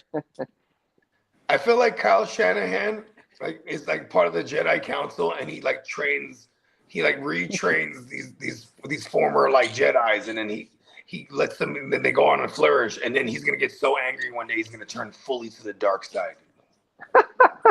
If he doesn't get that Super Bowl, he probably will. Yeah, I need that fully dark side Shanny. Give it to me, boys. Yeah, maybe that's when he'll finally get one, when he fully turns. Yes. That's when he'll finally. Feel your pain. Share it with me. All right, so then I'll do let's see, first 6 out. The ones that just missed the cut here was Alec Pierce, Michael Pittman, Ricky Pearsall, Brian Thomas, Jordan Addison, and QJ Quentin Johnson. Interesting. I like that little group right there too, because those all seem like WR4s I would want on a heavy receiver team. Facts. And then, I hate to even, I got to throw these in too, because I feel like they're all about to say that. And we got after them Wandale, Romeo Dobbs, Chris Godwin, Jacoby Baloney Myers, Malik Washington, the PPR goodness. And Mekhi Lemon. Got to throw them in there because of potential target volume. Yeah. Same with Malik Washington. I know the offense but by sheer absence, could be targets, WR1. Yeah. That whole list right there. Exactly. So. Yeah, that's gonna put a bow on the early wide receiver rankings. Seem like we, I'm glad to share them with the crew here, and appreciate all the feedback from everyone in the chat and on the panel. We'll cap off the early ranking series next week with quarterbacks and tight ends. Pause. We'll do it Friday, but gonna be in St. Louis. Going to St. Louis. Oh, that's right. Yeah, you and Pops have a wonderful trip. Yes. You leave Wednesday, right? Wednesday morning. Yeah, bright and early tomorrow morning. We'll be hitting old I-55 going north. So I told Pops to focus on your trip, not the fucking baseball. He's still gonna be calling you. You watch. I ain't answering my phone, man. I'm not. I want you to enjoy. Don't say I told you that. I want him to have a fun trip, man. It's not about calling me. Spencer, we're freaking 11-1. We're just... it's fine. Appreciate you, Derek. Hey, Spencer. Yeah, I'm on the phone with your daddy. I'm like, man, that time flies by. He's dedicated. I told him. I was like, I don't care what the league size is or what the state are. I told him that you could compete in any fantasy baseball. I'd put you up against anyone. Like, he's seriously that good. I'm like, good Spencer. That's why I said, you know what, man, you just run the fucking show. Just go.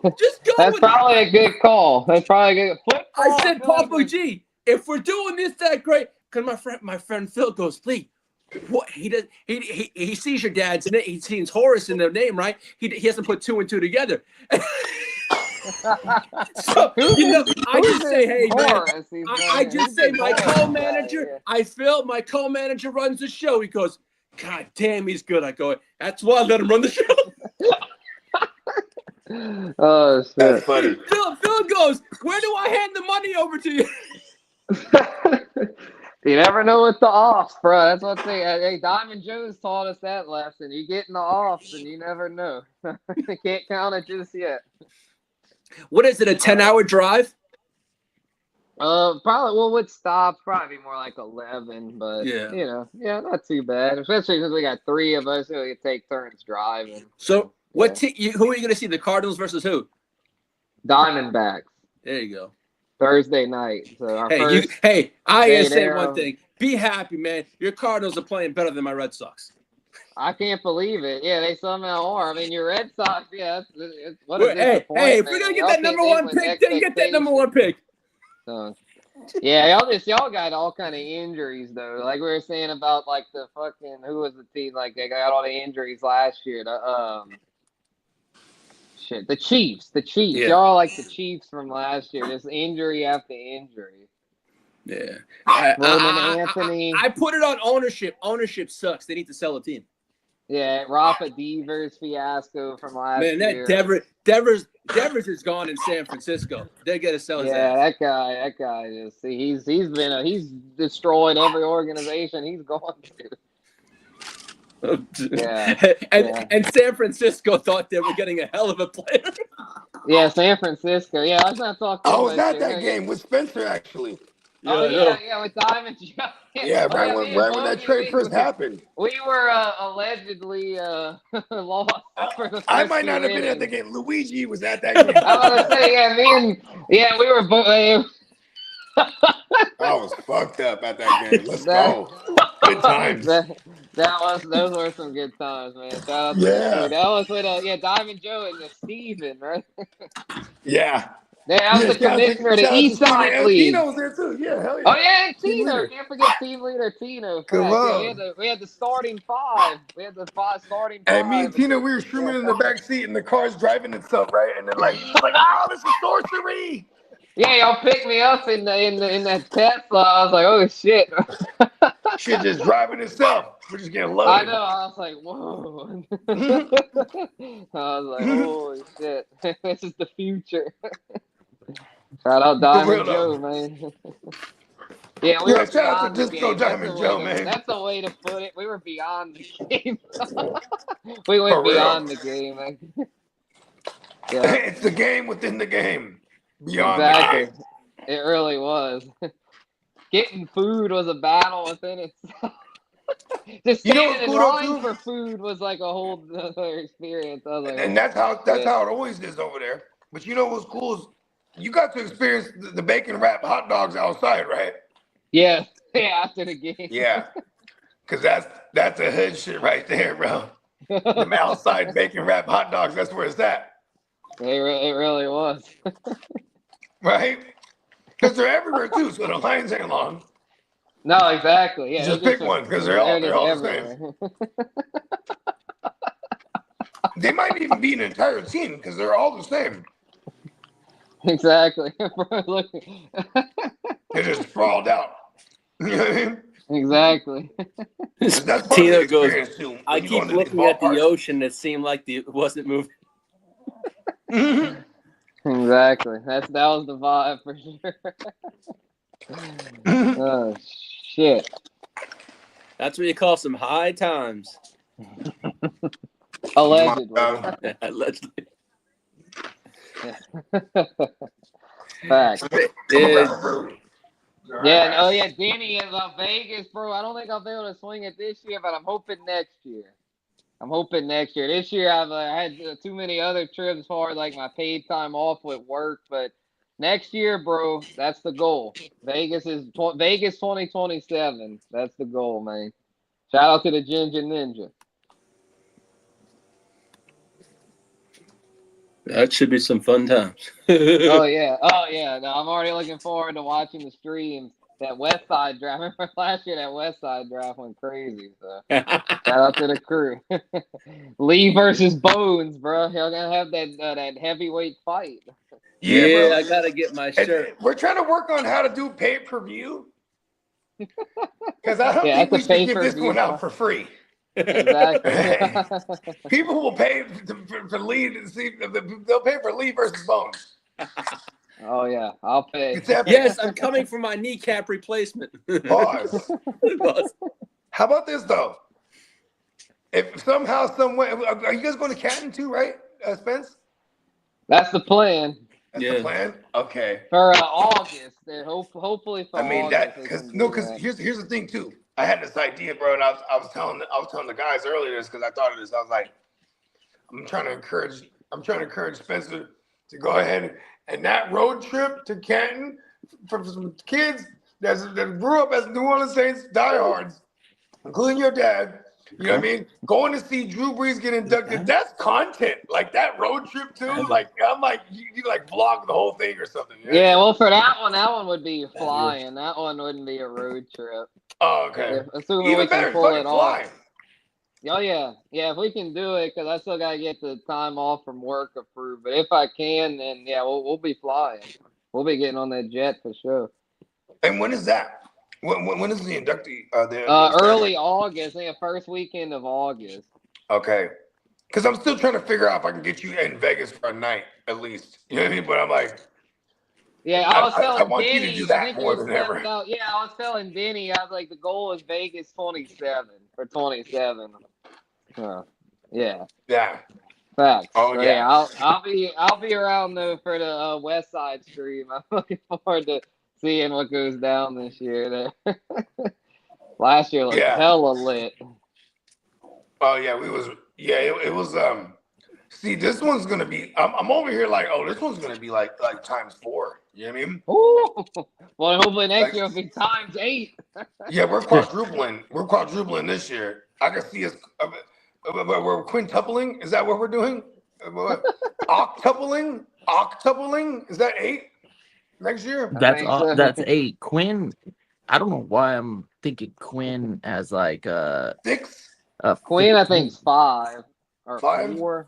5. Quad, no, 5 is Quinn, pentagram. 5.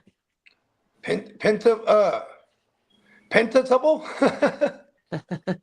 Right, but I think the quintuplets isn't that 5? Oh, yeah, you're right. Okay. Quinn. Okay. Yeah, I have a friend that goes by Quinn, and his I've been government name quintupling all day, bro. Times 5. Yeah. Times by 5. Yeah. Remember back in days, they used to be like, "Oh, supersize! You want to supersize?" I'd be like, "Fuck yeah!" Oh yeah, the You know what I mean? supersize.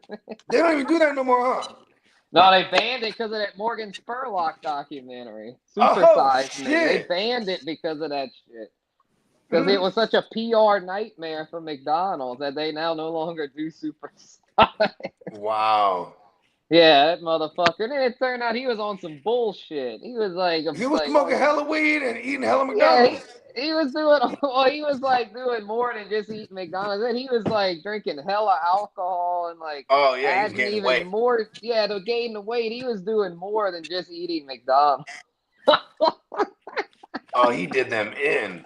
He did them in. Yeah, he really did. So they banned the supersize, but there are ways around it. They got that McValue and shit now to where there's ways to get hella McDonald's for cheap still. You just gotta be on these apps too if you want to do fast. Yeah, I don't know, bro. Exactly, Bogey. Yeah, the app. I was That's on my the key. way You gotta home get on the yesterday. app. My girl You gotta wanted get on the app. McDonald's, and I was shaking my head. I said, "Okay." And we What get did she do there. at- what did Guess she get what at she McDonald's? orders? She orders the sausage McGriddle, Okay. 2 hash browns, Right. and a medium coffee. Oh shit. Okay, so I mean, I don't know if prices are universal everywhere, but all together that was 14 some odd cents. I was like, what the hell? McDonald's has gotten out of hand, bro. Yeah, he Look just at got menu price from McDonald's. We You gotta so get out on here- That's when you say I'm loving it. See, out here though, they Yeah, have like that's the only way. If you're paying regular prices, you ain't gonna be loving it because that shit's a rip. I'm just saying, Chili's got that $10.99 meal, and it looks pretty damn Yeah, good on the that's TV advertisement. I'm like, damn, why is yeah, that's going what to me and Chili's? Pop did on Sunday. We went to the fucking Chili's. Bro, I got a big ass chicken sandwich. He got chicken quesadillas, like a whole big ass plate of them things. Come on. Yeah, that's just Damn. a deal. Unlimited chips and salsa. They have that shit at goes McDonald's crazy. over here. They got the 2 sausage McMuffin with egg for $6. So like, I'll buy like 4 of them for real. You know what I mean? Yeah, that's a good deal. And then I'll spend the rest. I'll just burn a dub and I'll spend the rest on hash browns, and I just put the hash browns in them. You know what I mean? Man, McDonald's hash browns are the best. I will it's the one that everyone models the fucking after. bistro across the street, but you ain't gonna catch me at McDonald's too often. No, Yeah, no, I don't Here's blame some- you, Kitteh. I don't blame you. No, me too. Because like, what sucks is like my kids, they always want McDonald's or like. But see, now we've been getting them into Wendy's, right? Because Wendy's is just like, I just think Wendy's is just better. You know what I mean? But it's like, whenever we gotta do something fast, because 9 times out of 10 we're cooking food anyway. But like, Yeah, fact. when we gotta do when we're in the wind, they're always like, oh, or like my dad, he picks up my kids on Wednesdays because they have year-round school, so they're at school right now, right? But my dad, he picks up my kids on Wednesdays. He takes them to McDonald's after school on Wednesdays. Like, he's been doing this since they can remember. Like, even my their older siblings, like that was just his thing. So I'm like, damn it, like switch it up, Dad. Just buy them McDonald's. Like, well, that's what they want. They're like, you made it their routine though. You know what I mean? Like, and I can't lie. Sometimes he'd be like, "Oh no, it's Wednesday. Oh shit, that's cool. Hey, Dad, did you go to McDonald's yet? No, give me a Big Mac. I'll choose you some bread right now." And then he always denies it. No, I got it. Okay, cool. I'm not gonna argue it. Because I will go for a Big Mac every once in a blue moon. Yeah, and I ain't mad at it. And the fries, the McDonald's fries are some of the top-notch, top-tier. Yes. But you order them unsalted, and then you put they the come salt fresh. on yourself. Let's go. That's the code right there, bro. I learned that from my aunt, Maria. Shout out to my auntie. She's like, that's how you get the fresh fries. Yes. You tell them unsalted. They make it fresh. They have to make it fresh. Yep. Because And then when they ask hand for it over, salt. be like, I want a grip of salt right now. Yeah, give me the salt packets.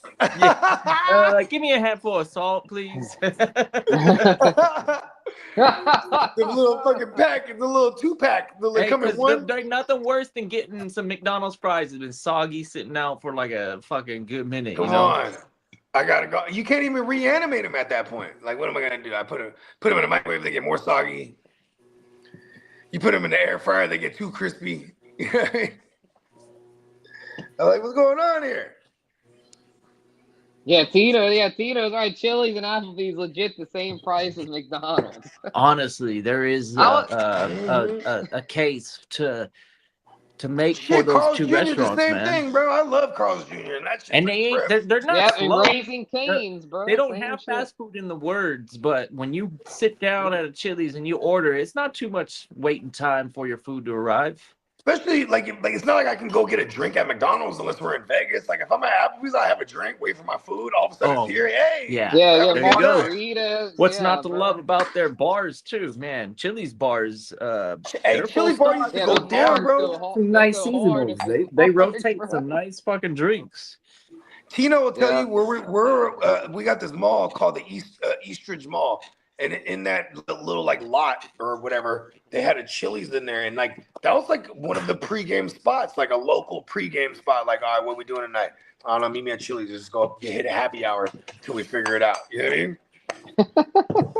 mean? No, seriously. Or if like there's a game on or something, you know what I mean? And then you always run into people because Chili's would have regulars. Like oh, you see the homies there. Oh, what up? You know what I mean? We in this thing. What y'all doing tonight? Yeah, man. Local watering holes. Pause. That sounded crazy. I mean, in the pause era. You know what I mean? Oh yeah. Who's playing today? Next is England and Ghana. Yeah, Are we covering England. that? Yeah. Are we going live for that? Yeah, JD. JD had to slide. He said he had to run some errands, but he's setting it up to go live for that. Oh, okay, cool. Fuck yeah. In less than an hour, so we can if y'all are cool, we can shut this one down. Yeah, we can put a bow on this thing. Yes, sir. Yeah. That means I can get some lunch for the stream. For Oh, sure. let's go. Kid, do you have the admin controls, bro?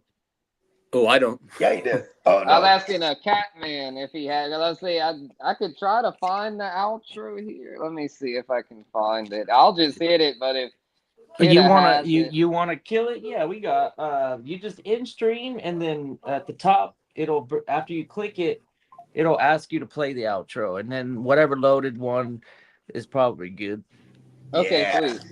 Sounds good. All right, fellas. Good show. Y'all stay tapped in. We're going. What's the World Cup game later? England and Ghana in less than about 45 New England minutes. and Ghana is going down. Do me a favor. Run Peacock's ad 2 before, and then after the ad, then end stream. And also head on over to PeacockMerch.com and take full advantage of the sale that goes on till the 30th.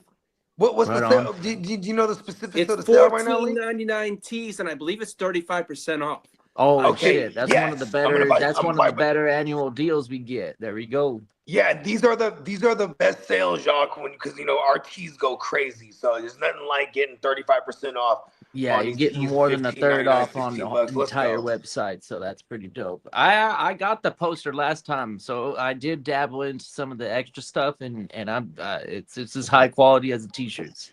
I know. I got the pillow. It's kind of cool. Nice. Well, good shit, y'all. Yeah, y'all go shop over there. We about to run the ad for it and then shut it down. We'll see y'all for the England Ghana game. Peace.